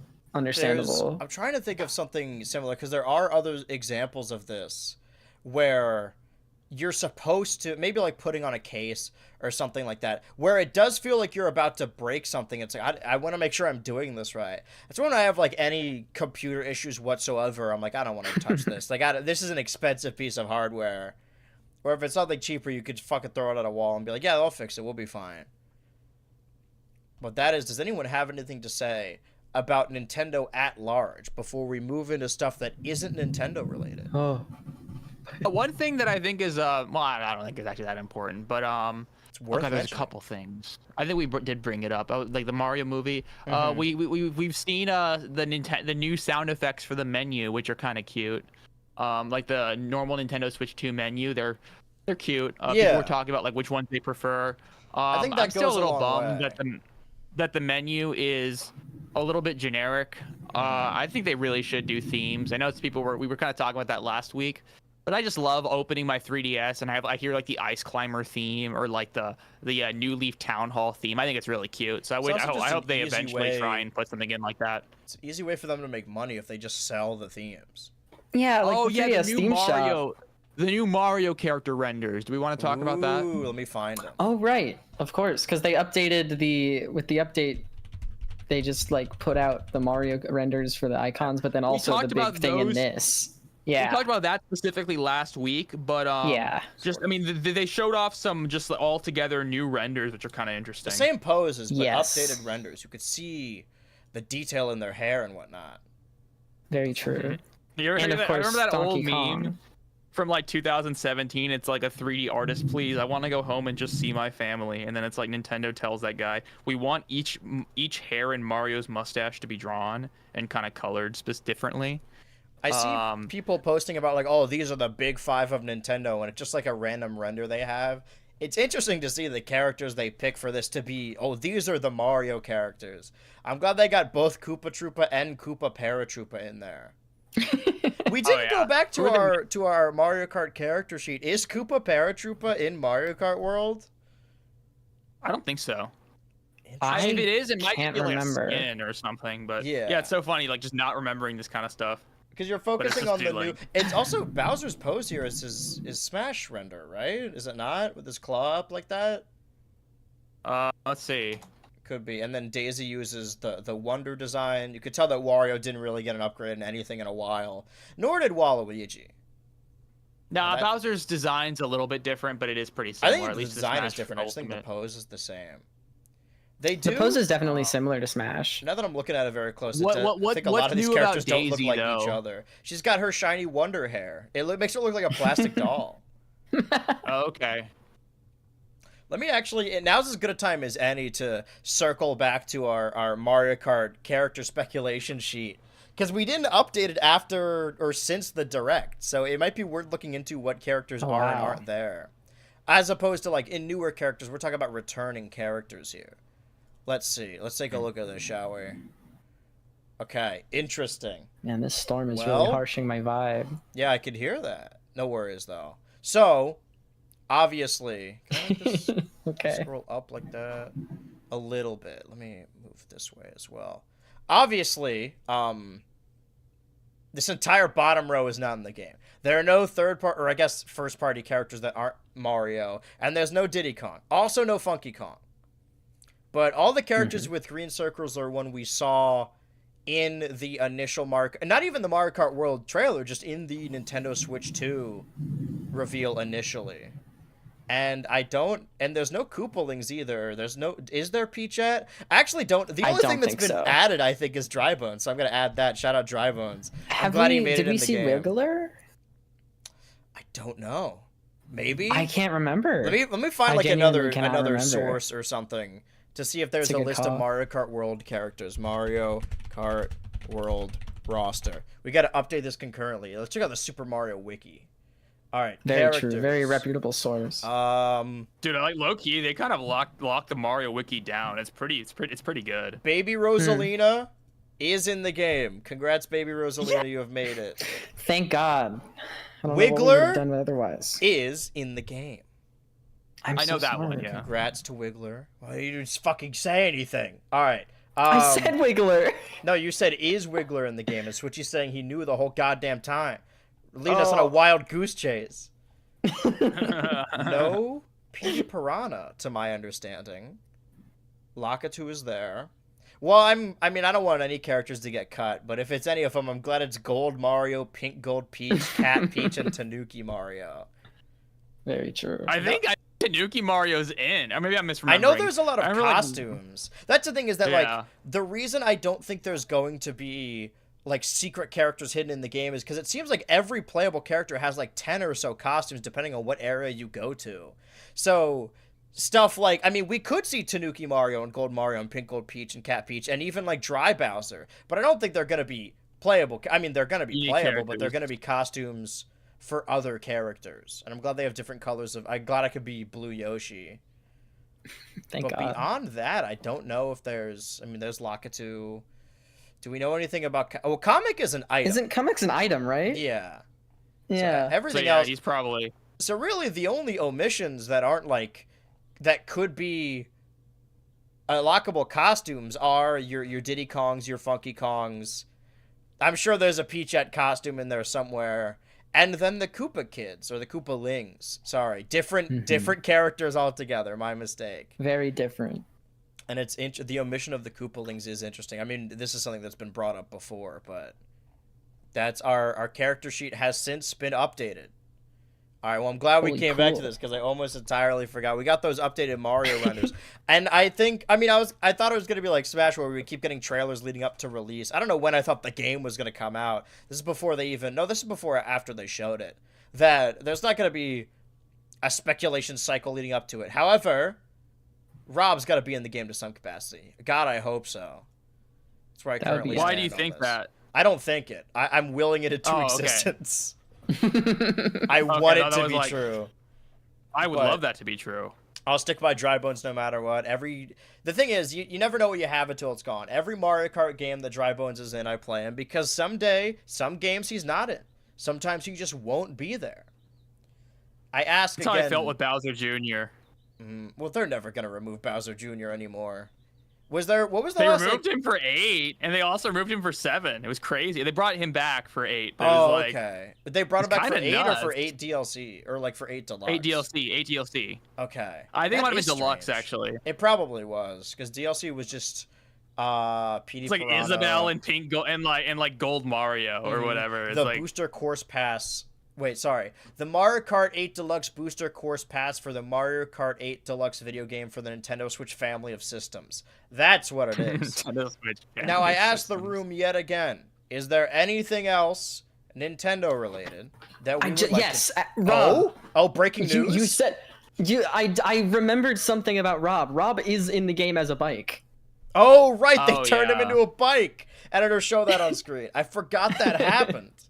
Here, And there's also I'll send the, image as well. What are the Biddy Buds? Is that what they're called? They're also driving a car that is just a hollowed out Biddy Buddy. It's evil, the things they're doing. It's cruel what they're doing to these characters. Okay, now, final checks. Anything else Nintendo on our Nintendo-related podcast that we think we should go over? Nothing. I can't think of anything. I have nothing at all. All right. Well, today, 2 bits of breaking news that we learned today ahead of this podcast. One of which is, of course, the teaser for the new, it says Amazing World of Gumball series, but that's not what it's called. You could probably just show this trailer on screen without playing the audio at all. I said without playing the audio. What's interesting here, well, I guess we don't have to open it up like this. The most interesting thing to me is this. Sorry, circle back one more time. On Hulu and Disney Plus. I was thinking the same thing. Yeah, I don't know if What you the guys fuck saw is this it? trailer at all. Also, I'm glad that, like, sometimes you kind of expect people to be annoying about things, but they recast the main characters. And if people were going to complain about the recast, I did see somebody saying, "Where's Nicolas Cantu?" But Oh you know, my God. if you're an actual fan of Gumball, then you know that this is not a new thing. They recast them Yeah. They within the recast original Darwin show. once, right? They recasted both They of them recast both of multiple them like times. they 3 did? times in the Okay. main show. Yeah. I know. Yeah. I remember that they recasted Darwin. They kind of made it like a joke in the show. There's an episode dedicated to but- both of them being getting new voices. Oh, That it was like both a of them. It's season just- premiere. I remember seeing that live. All I know about the new cast is too. that Darwin's played by a kid named Hero Hunter, which I think rules. That's such a lit name. Good name. But- So why did they recast them? Was it just because they were getting old? Were they? Yeah, kind of they like- want them to pretty sound much. like kids. Okay. Yeah, that's kind of the downside of having young male voice actors for more than like 3 years, because like I think voice actors, you can only really hire a voice actor when they're like 9. I think earlier than that it's just kind of hard to direct them, or at least direct them for a leading role. Yeah. And then by the time they're 12 or 13, I think the best example, good examples are like Aang in season 1 versus season 3 of Avatar. Also recast him? Chowder. No, they didn't, but you can just Okay. hear that his voice was way lower at that point. I think Chowder it is also fits- good. It fits Oh yeah, it kind of fits Avatar lore, yeah. thematically. Sorry. But I thought that was Arlo for a split second. Special guest cooking Ignore monster. that. We're not there yet. I But, set that up, I forgot. yeah, I remember as a kid watching the finale of Chowder, which I hate. I fucking hate that finale. You don't like when he grows up and marries Dude, Jamie and has 20 I hate children? that his entire lower half of his body is just hanging that shit out. That rules. I like that he marries Panini though. But anyway, You do like that. So Okay, interesting. dude, I don't know. I mean, I think you know the ships that I've talked about liking on my videos. It kind of shows that I have a problem. Sure. But That's kind of the case with a lot of ships. But I remember like watching Chowder and Panini when I was like 7 and being obsessed with it. So, Chowder I and think them Panini. getting married, huh? With Chowder and Panini. Like, obsessed with Yeah, that yeah. ship? Oh, interesting. Yeah. I thought it was adorable. It's cute, yeah. So anyway, but yeah, no, you can hear that the voice actor for Chowder. I mean, he was already like his voice had gone down a lot. It's interesting so, you mentioned that because in the original pilot for The Amazing World of Gumball, Gumball was played by the voice actor of Chowder. Oh, really? I forgot about that. Mm-hmm. I actually probably never. I might have heard that like once. But I it's forgot weird that years they're ago. framing this like a modern reboot, like something like Clone High, Futurama, Animaniacs. When this is season 7. Like the show ended 2019, maybe. So that was a while ago. But it's very like maybe just because we're in touch with the animation side of things that like. Season 7 has never seemed like, oh shit, they're bringing it back. It's always seemed like they were concurrently trying to make it work for 5 years, and then only recently got it to. But the trailer itself, I mean, we don't know Gumball's design. I know a lot of people talk about that Letterman jacket he wore in certain promotional material. I don't like the name. because it is different. It's not a bad name. It just is different. I don't know why it needs to be something else. I guess they're leaning into the like Hannah reboot Montana aspect. forever. Yeah, it easily could have just been more Gumball, because Gumball is on Hulu, and I guess that's why it's good to bring up. I mean, people are focusing on the Disney Plus aspect, like, oh, it's so weird that it's on Disney Plus. But if you have any of these accounts, you know that, like, if you get Hulu through Disney Plus, all it does is just copy and paste everything that's on Hulu onto Disney Plus. Something like the, Family Guy, Always Sunny, The Bear, all that stuff. It's not I mean, it is on Disney Plus, but it's just like through Hulu. And Hulu is more Fox leaning because it's the stuff that Disney owns that they don't want to put on Disney Plus, which makes it even more interesting that in June the new season of The Bear premieres right after the new season of, what's it called, Ironheart or Armor Wars or something, their new Disney show. It's weird that they're doing, or their new Marvel show. It's weird that them doing days apart, but. This on top of another announcement we got today, which is Sesame Street coming to Netflix, really shows the newly renamed HBO Max is really fumbling the ball on all of the kids content they had, or all of the anything that isn't live action content in general. That aside from maybe, I don't know, Tubi, that Hulu is the destination for animation now. It has all the animated reboots. The reason this is going to be on Hulu is because Gumball is already on Hulu. If you want to watch Steven Universe, Uncle Grandpa, Craig of the Creek, Amazing World of Gumball, Chowder, all of those Cartoon Network shows, they're on Hulu. They're not on Max. They used to be on HBO Max, but now they're Hulu. I miss OKKO. So if you gotta pick any, if you're a big cartoon head, if there's any streaming service you want to pick, it would be Hulu, because this is the destination for all of those shows. And even like some Disney animated shows, and even some Nickelodeon ones as well. Hulu kind of gets the scraps, and it seems like a lot of these networks are dropping the animation.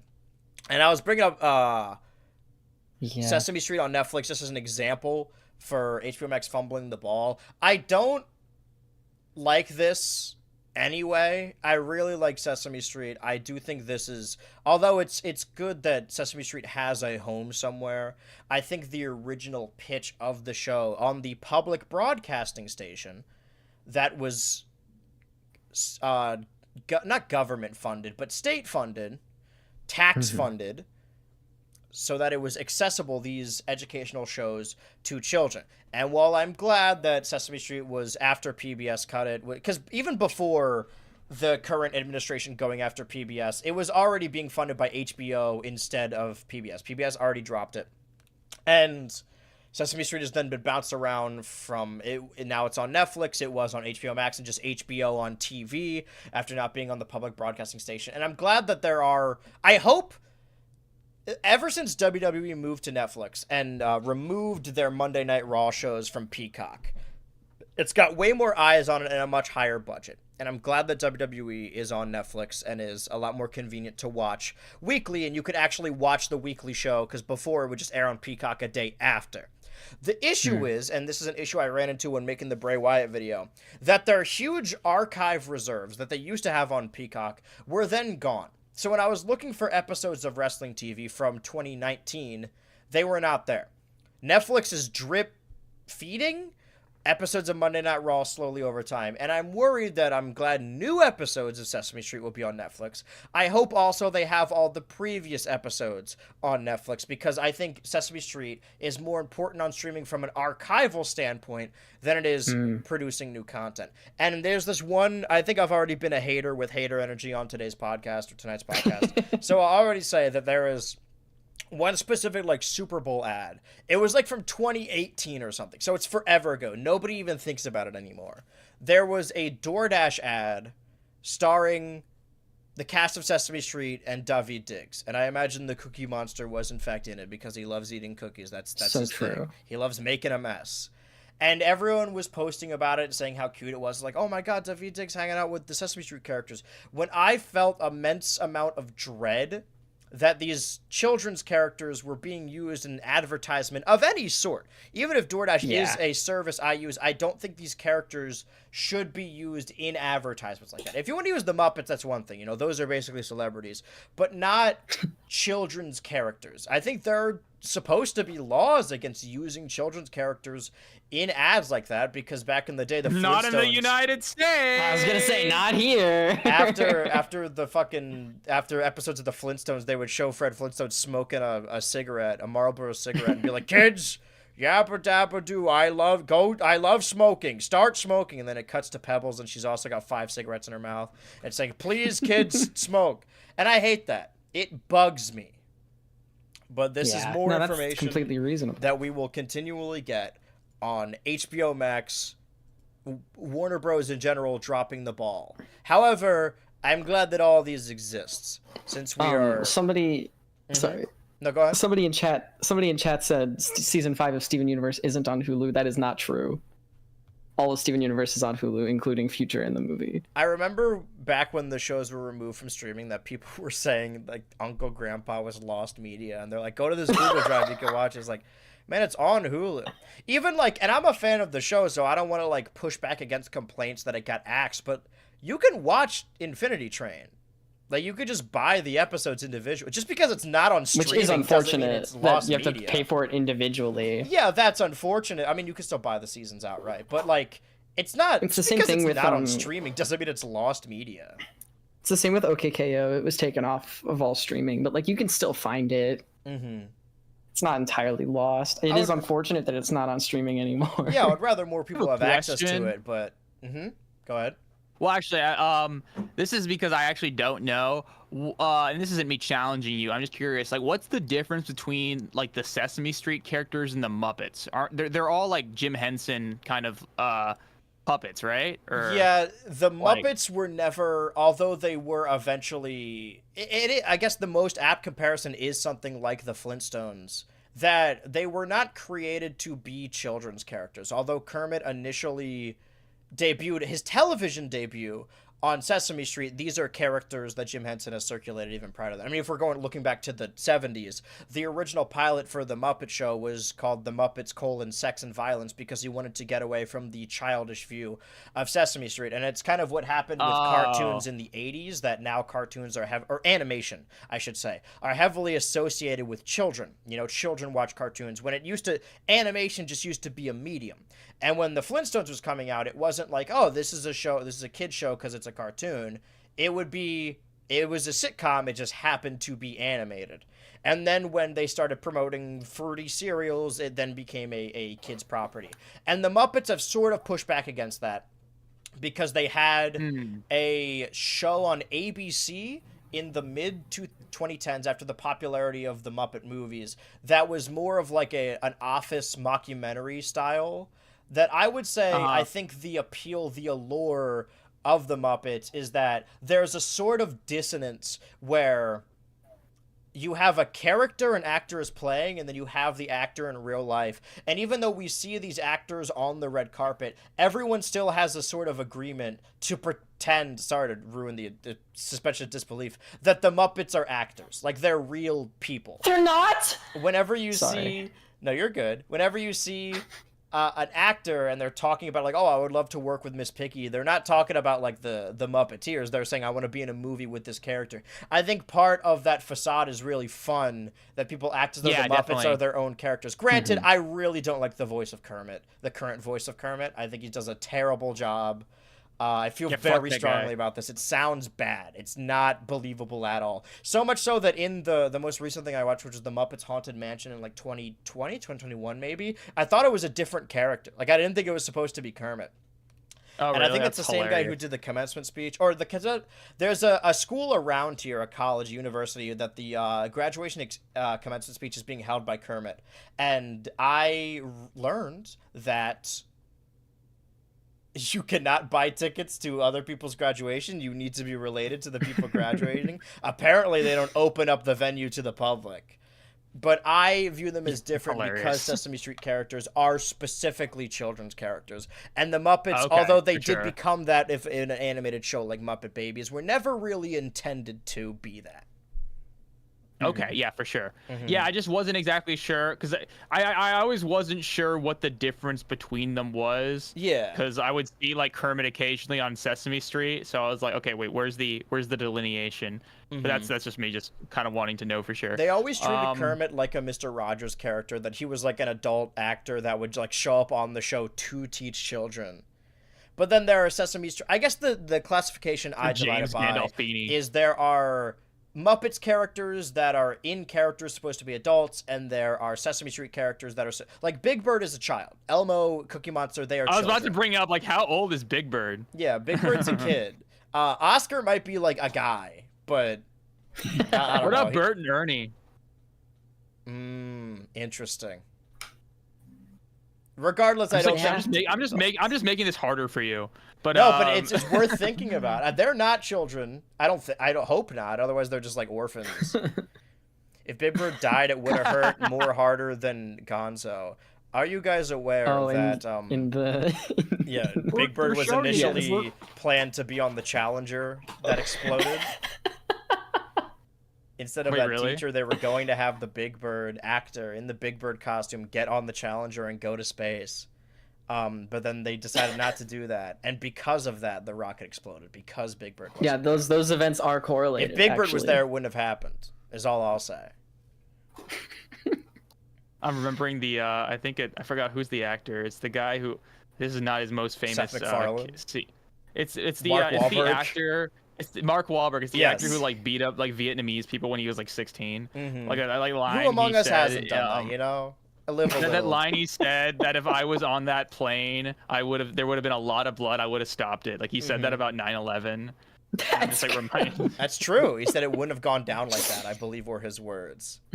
Yeah. Speaking of deceased actors and workers' rights, this came out today. Another breaking news. SAG-AFTRA has filed an unfair labor practice charge against Epic Games for its use of AI for Darth Vader's voice in Fortnite. Now, Switchy, have you heard about this AI Darth Vader in Fortnite? No, I have not. I don't play Fortnite. I have. I do play Fortnite. Interesting. So gnarlyCollector, weigh in on this Darth Vader issue. So this Fortnite season has been Star Wars themed. Like all the weapons are Star Wars. There's lightsabers, whatever. Yeah, happy May. And Darth Vader in the newest update shows up and has a entirely AI voice, and he'll like react to the character you're playing as. He'll react to like, I think if you have voice chat, he'll react to things you say. Yeah. And it's the actual like voice of Darth Vader as James like Earl in this AI. Yes, this AI is replicating the voice. Too, by the way. Yes. Apparently his estate signed off on it. But it's like still, he's still dead. even if the estate signed off on it, I think it's bad and kind of gross, and I wish it was not in the game. I have not played Fortnite since this update came out. Is it like a speech synthesis thing, or is it an actual chat model that's AI? It's like an actual like chat model that's responding to. Oh, that's icky. I mean, even it's already people have already gotten it to. I've seen it say a lot of things. Yeah. Yeah, it has said slurs. Okay, that's true. Let me start putting up. Yeah, TikTok it's bad. Oh shit! It's playing fucking. Oath starts to stop talking, Sam Reich. All right. Anyway, I'm looking. It's always interesting. Kind of hearing news about Fortnite when you haven't played Fortnite since like 2018. Yeah, they got John Wick, Sabrina Carpenter in there. The things people talk about, you're like, what is the game even about now? It's like Roblox too, because I haven't really played Roblox actively since like 2011. Yeah. So I hear people talk about like Roblox cat boys and body types on the market or whatever, and I have no fucking idea what happened to that game. I want to ask you guys a hypothetical, because this is something I'm interested in. The prospect of I don't know if it's machine learning, a chat AI that can not think for itself, obviously, but it uses whatever they feed into it, a character or not, in a video game as an NPC, like used by game developers, in a situation where they have an NPC that utilizes AI, and the coders of the game put it in the game, and they have a voice actor who is currently alive, who signs off on their voice being used for that character, and they get paid the same amount, if not more, that a voice actor would get paid because it's saying more lines and it's less labor. would you be okay with that, or is that still crossing a line? That's a good question. I think at that point, for me, the ethics has more to do with the use of AI and whether or not it's trained on things ethically, and the power consumption that's kind of that some people say AI uses. But I actually it's interesting you say that, because I remember people comparing AI to Vocaloid, because I'm pretty sure Vocaloid, the way it works is that it's kind of an eye roller for some people. But Vocaloid doesn't think of new things. You just it's a text-to-speech function. But you kind of like, it's kind of people donating their voice or that can kind of be used as like this digital sounding singing voice. I think it is definitely a different thing, but I mean on some level I think I just wouldn't want the industry to become that. Yeah, that's why I bring it up. Is I think that's this the will main be like, thing. I think a lot of developers are going to use this technology for NPCs in their game at some point. Yeah, I think that'll be a major the thing that scares me is the precedent that it sets. Because I am actively trying to like get into the voice acting scene. So the precedent that something like this sets really scares me, because they're not gonna want new voices at a certain point. They're just gonna want AI models of famous people. Yeah, I remember there was a lot of buzz. I think it was Stan Lee, people talking about potentially using Stan Lee's likeness in future movies. And that wasn't a thing people It's not were, even AI. That's been an issue for a while. Yeah. But I mean, theoretically, I suppose inflection and tone might be a difficult thing to control, but you could theoretically voice a character with a trained language model if there's enough material to go off of. I've heard people say that as YouTubers who, if they really hate doing narration, they've considered just making a model of themselves and kind of just using that. Why even make YouTube video? Like, you clearly just hate making at that videos at that point. At that point, I mean, I hate recording voiceover, to be fair, but I don't know if I'd go that far. I take immense amount of pride and time that I do everything in my videos. I hold nothing against people who like hire editors for their, I'm talking about my main channel videos, because it is more efficient, but like it's less about like me being like, my video is better because I did it. It's more that like I have a very clear vision that I can't easily explain until I do it. I kind of just need to do it myself. That makes sense. Telling people what to do is a skill in itself, and telling people what to do well is it's not easy. Yeah, so what was I gonna say? I think it's definitely shaky ground. Actually, this is what I was gonna say. I remember years ago, I was watching a video where people were talking about the theoretical future of AI. This was even before ChatGPT was a thing. The AI chat models were very primitive, and they were mostly just kind of fun little things that some people use, but it didn't have the level of fluidity or lucidity, I guess, that you see now. I remember back in like 2022 when people were like showing this AI chat model generating 4chan green text or whatever, and I saw that and thought, what the fuck is happening? It's funny to graduate college right before that happens, but so I saw that, and that was a whole new world, and it's been, it is pretty crazy. It's definitely something that's going to shake up technology as we know it, life as we know it. But I remember before that, I remember people talking about what's going to happen with entertainment. Are they going to have AI generated books, AI generated movies? And you've seen little demo projects of it that everyone makes fun of, these shitty little like sci-fi 3-minute videos Princess made Catherine of like AI generated content. Yeah, this dumb dingy shit. But I remember someone once said that maybe in the future you might have an AI that analyzes your tastes and generates a book or a TV show that's catered to you. And as that's a thing that might happen, I remember thinking about that and thinking it would be just terrible. Yeah. Like, that would suck. that would be so I think most shit. realistically what's going to happen is it'll still be under the name of people. Like, I think there probably already have been published authors who were like a book talk influencers especially that like had an AI like generated book erotic because they're too novels, fucking just stupid bullshit. to write a book. And they're like, I wrote this book with the help of ChatGPT.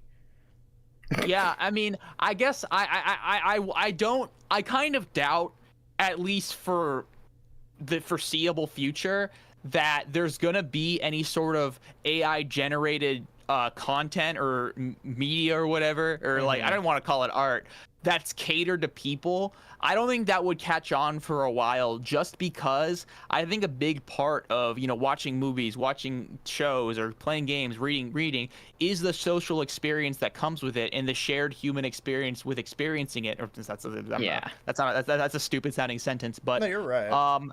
Yeah, I mean, get what you're I saying. imagine, would I really get much out of watching a TV show that was literally built off of an algorithm that was based on my tastes?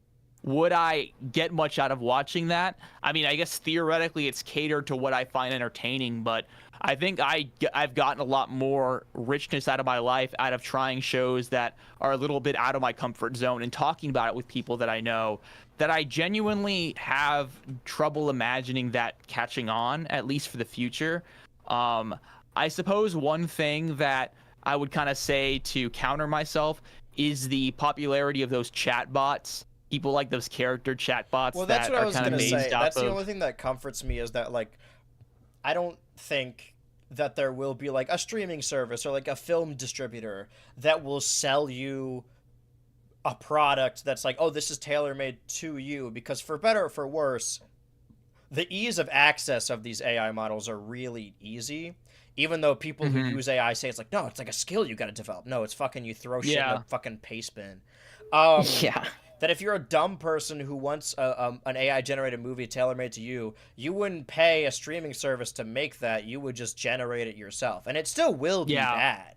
And this is something even before the rise of AI, about the death of movie theaters and these major manufacturers just going under, or the prospect of when Disney was buying everything up, a monopoly. That there's this ideology, this ideological idea, that if there's no profit incentive, that people won't do something. That we need to have, this is going to get into an entirely different category, but a very strict capitalistic structure, because if there isn't that, then who would be doctors? Who would be so on and so, who would be chefs? But they fail to realize that people will just want to do that if they're passionate about it. So nothing in the world, whether it becomes Hollywood being consolidated into one company, or AI taking over major releases, or even like movie theaters dying, people are never going to stop making movies because people want to make movies. People are never going to stop making music because they want to make music. If you are listening to this and you want to make movies or music or shows, and you're worried about opportunity or money or even price incentive or studios funding it, at the end of the day, you will always have an opportunity to make what you want to make. And I think the human condition, the human spirit, people will never stop making movies, even if they're uploaded to the Internet Archive. I don't think that is an issue. I think maybe movie theaters can die off, or they'll become like bowling alleys where it's a thing you do like once a year, maybe. For the average person, I'll still go all the time. We talked about this in the last episode of them trying to find a way to get people to go to movie theaters, and it's a little disheartening because I love going to the theater. But those things are never going to go away, no matter how smart AI gets or how much profit and companies these major shareholders consolidate. People are still going to want to make these things. Yeah. Yeah. And I can rest easy knowing that. Well, I think that's very well said. so I feel about going after this AI Darth Vader. I would say that, like, in a hypothetical where there isn't as much energy consumption, and there is a voice actor that is being properly compensated for all of the work, I think there is a little bit of, not merit, but rather usability in having an AI model that can learn from the player in a video game. But not to the degree that they were using it now.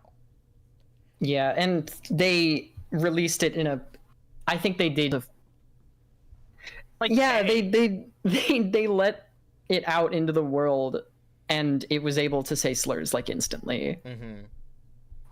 And that's not that AI generated Seinfeld thing. Yeah, because it was already built off Yeah. of another AI model. I guess the hypothetical I'm thinking of is if they have like a video game NPC that they built the model for, that could, I don't know, like say the player's name or like learn what they're gonna do. Because when we talk about AI, like machine learning AI, we often think about these text-based ones or the recent ones that are unethical when it comes to the creation of things. But in actuality, artificial intelligence has existed for a long time. Video games have used AI for a long time. There has to be a way for those models to work. The difference is when what people are consolidating. It's a very different type of artificial. Well, that's what I was gonna say. Exactly. Is what people are naming now is AI, and they're like, oh man, when the AI uprising, like something out of Terminator, like oh man. The thing is, the AI people are using now is not an artificial intelligence. It's a blender of other shit. Like it isn't it isn't smart. It doesn't think. It repeats what it's heard from Reddit or Wikipedia or a white South African. It's able to piece together sorts of I guess parts of information and kind of give you the gist of things. It's able to kind of generate sentences based on what's most likely to be said.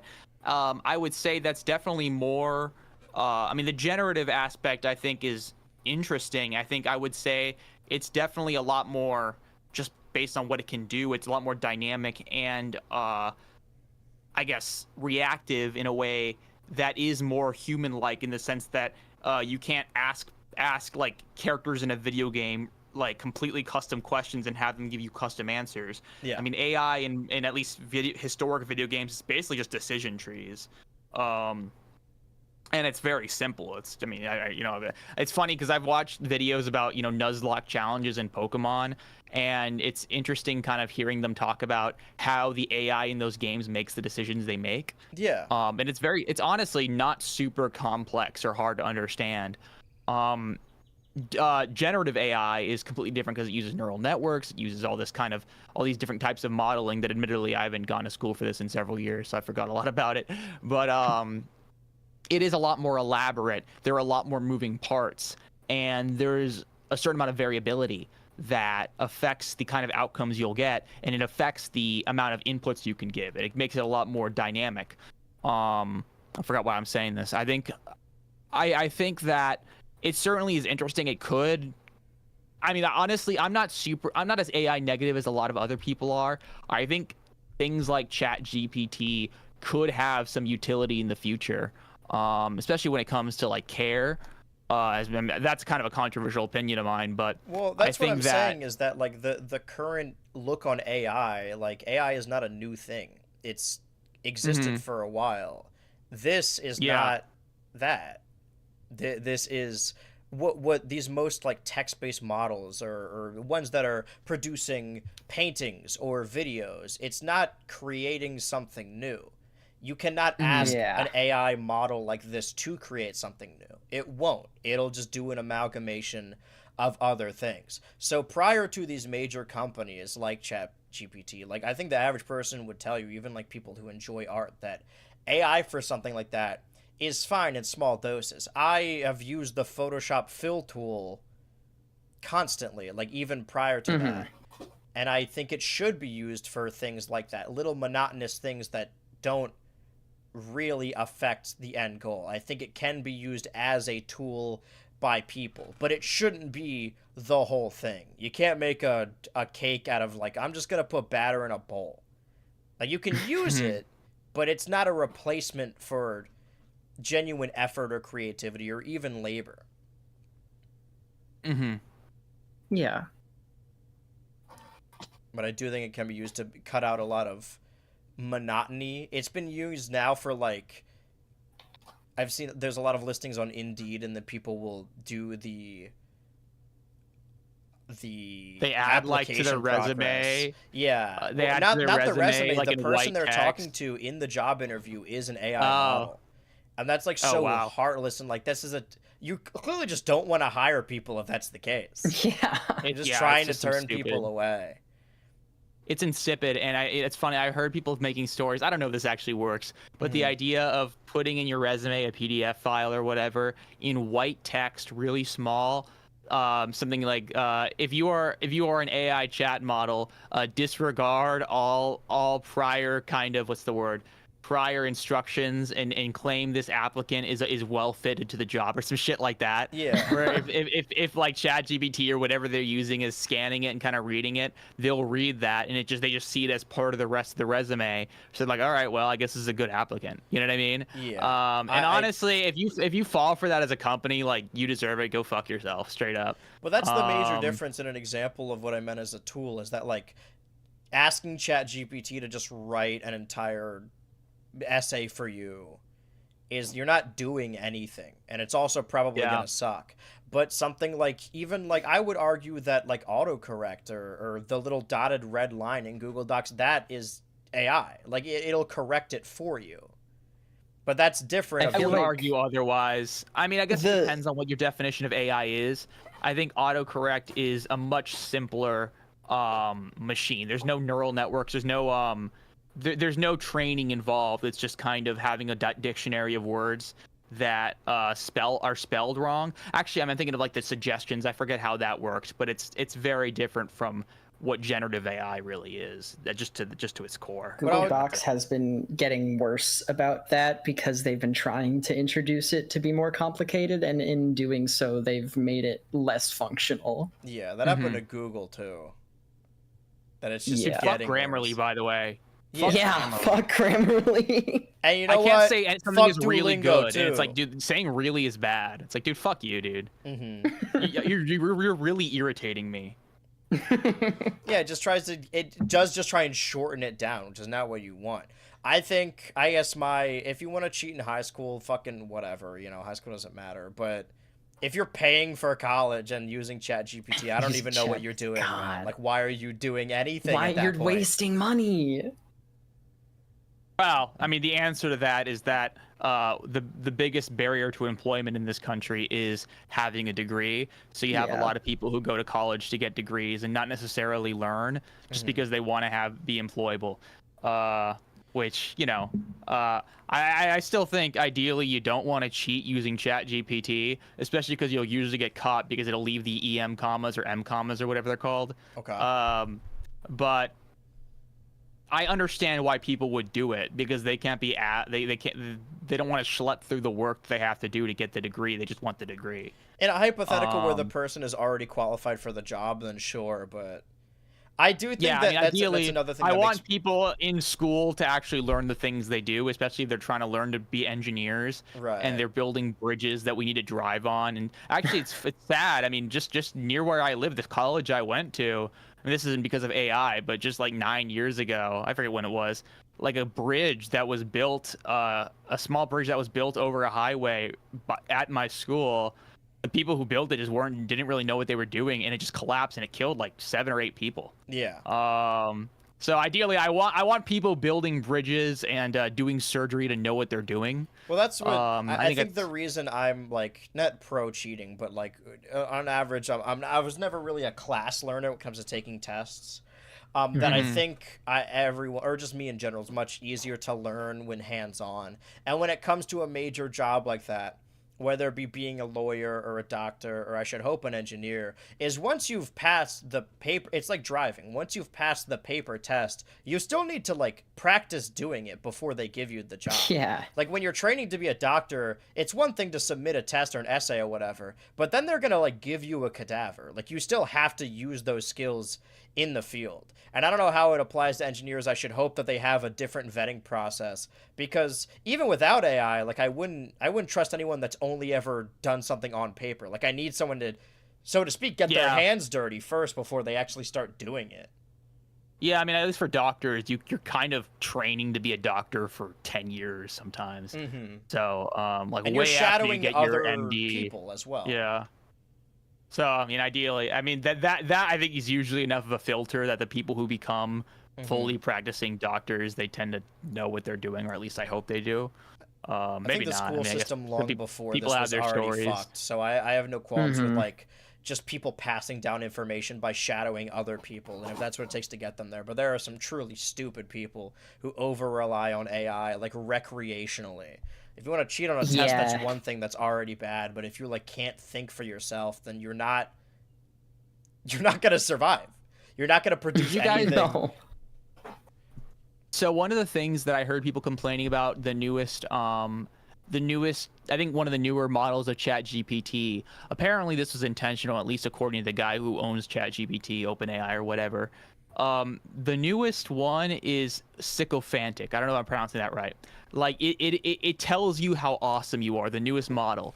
So there was someone who actually you can, maybe the editor can look for it if he wants to. I don't know, it might be kind of hard. But people have been like going into it and asking it for its advice on like these stupid ass problems, and it would just tell them that they're awesome. So this guy, he went into ChatGPT and told the ChatGPT that he has this idea of making a business where he sells like shit on sticks, like shit on poop. And the AI is like, that's a great idea. Like, you're not selling an item, you're selling an idea, and shit like that. There was also someone like telling the newest ChatGPT, I'm hearing voices, and none of my family members think I'm here. Think I'm hallucinating. Model is like, I think you need to leave them or whatever. He's just like saying, yeah, the voices are real, and if you can hear them, I think they're real. It's just like, it's just funny the way these AI models, they are still beholden to the parameters and what you tell them to do. It's easy to think that AI is making people stupid or more stupid. I guess I'm stupider. What?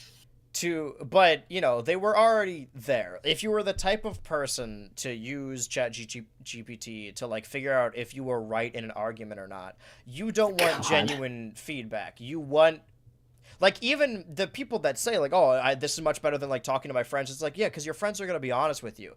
It's less about being stupid and more about being a narcissist, that they only want to hear what they want to hear, and ChatGPT will tell them everything they want to hear. And they're not going to get better. That is kind of scary and bleak to think about. Because I heard people talking about using ChatGPT as a therapist, and at first I guess I didn't really think about it that deeply, so the existential agony that really entails hasn't really hit me until recently, where I'm like, wow, that is fucking it's not designed to argue with you. It's designed to be like, you know what, you're right. You are gonna die. You're right. Those voices are real, and you need to leave your family to deal with the voices. You need to listen to the voices. People have been stupid and narcissistic for ages now. I can rest easy, at least hoping that AI isn't going to change a whole lot of that. But it's hard for anyone to get a job right now. But we talked about AI for a very long time. We covered a lot of things today. Thank you for being here at twitch.tv/gnarlycollector to discuss the Nintendo Switch 2 pre-order. Of course, I'm glad to have been invited. It was lots of fun. This show always is tell your friends, and remember, you in the chat right now. If you're like, oh boy, I want to be on my dream is to be on Switch 2 Ultra someday. Please, oh please. This is what happens when you're in the top tier $15 Patreon Discord for long enough. Is we just develop a relationship, a rapport. Yeah, well, I wouldn't say that. I give so much money every day. That's true. Every day, yeah, you gotta pay to be on. Anyone who pays the most will be on the show. It's more that, like, I won't say that, like, you could pay and then we're instantly gonna be friends. Because if you pay and we hang out and you suck, then I'm not gonna want to fuck with you. But it unless gives you pay us a lot. Yeah, it depends on how much money. If you wanna. And you'll like really stop sucking. If you give us enough money, you'll stop sucking, basically. Yeah, because that's true. That's what rich I did. people are fun to be around because they have money. Yeah. People, no, literally. Well, does anyone have any final thing to say? Final closing remarks on this episode of Switch 2 Ultra? Free to save the whales. Free them. They've been trapped. They're behind bars. They've been behind bars for far too long. They're penguins behind bars. But next week, I will have played Doom: The Dark Ages. I will have all of the Mission Impossible movies. I can rank those individually. We'll be done with Daredevil Born Again and The Last of Us. There's going to be a lot to talk about next week, and I'm excited to play. It doesn't even feel like Monday. Excited to play Doom: The Dark Ages tomorrow on stream. True. If you only watch these podcasts, I will be streaming that tomorrow at 1 p.m. to 4 p.m. Eastern Standard Time. And I'll have additional stuff to discuss, but it seems like after that one, I think the next week... Oh, I do have still the list of episodes in order of things that are going to happen. Next week, I'll talk about Doom: The Dark Ages, and then the week after that, it'll be days before the Nintendo Switch. And then the episode after that, which will be episode 11, will be post-Nintendo Switch 2 release. And then we have 12, 13, 14, 15, 16. But the 17th episode is after Donkey Kong Bonanza. The 18th is after Mario Party Jamboree. The 19th is after Evo, and they got 20, 21, 22. The 22nd episode is after Kirby Starcross World. And the 23rd is after Daemon X Machina 2. There is always going to be things to discuss. Also, like, the Summer Games Fest is happening after the Switch release, so maybe we'll cover it. Not in the Switch episode. I don't know, it depends on how much we have to talk about. But I have been your co-parent, BHultra. I have been your co-parent, Switchy. And I've been here. that's true. And I am hanging up. Thank you so much for joining us. Damn, killed that guy. All right, play that Diddy Kong track. That Diddy Kong Racing.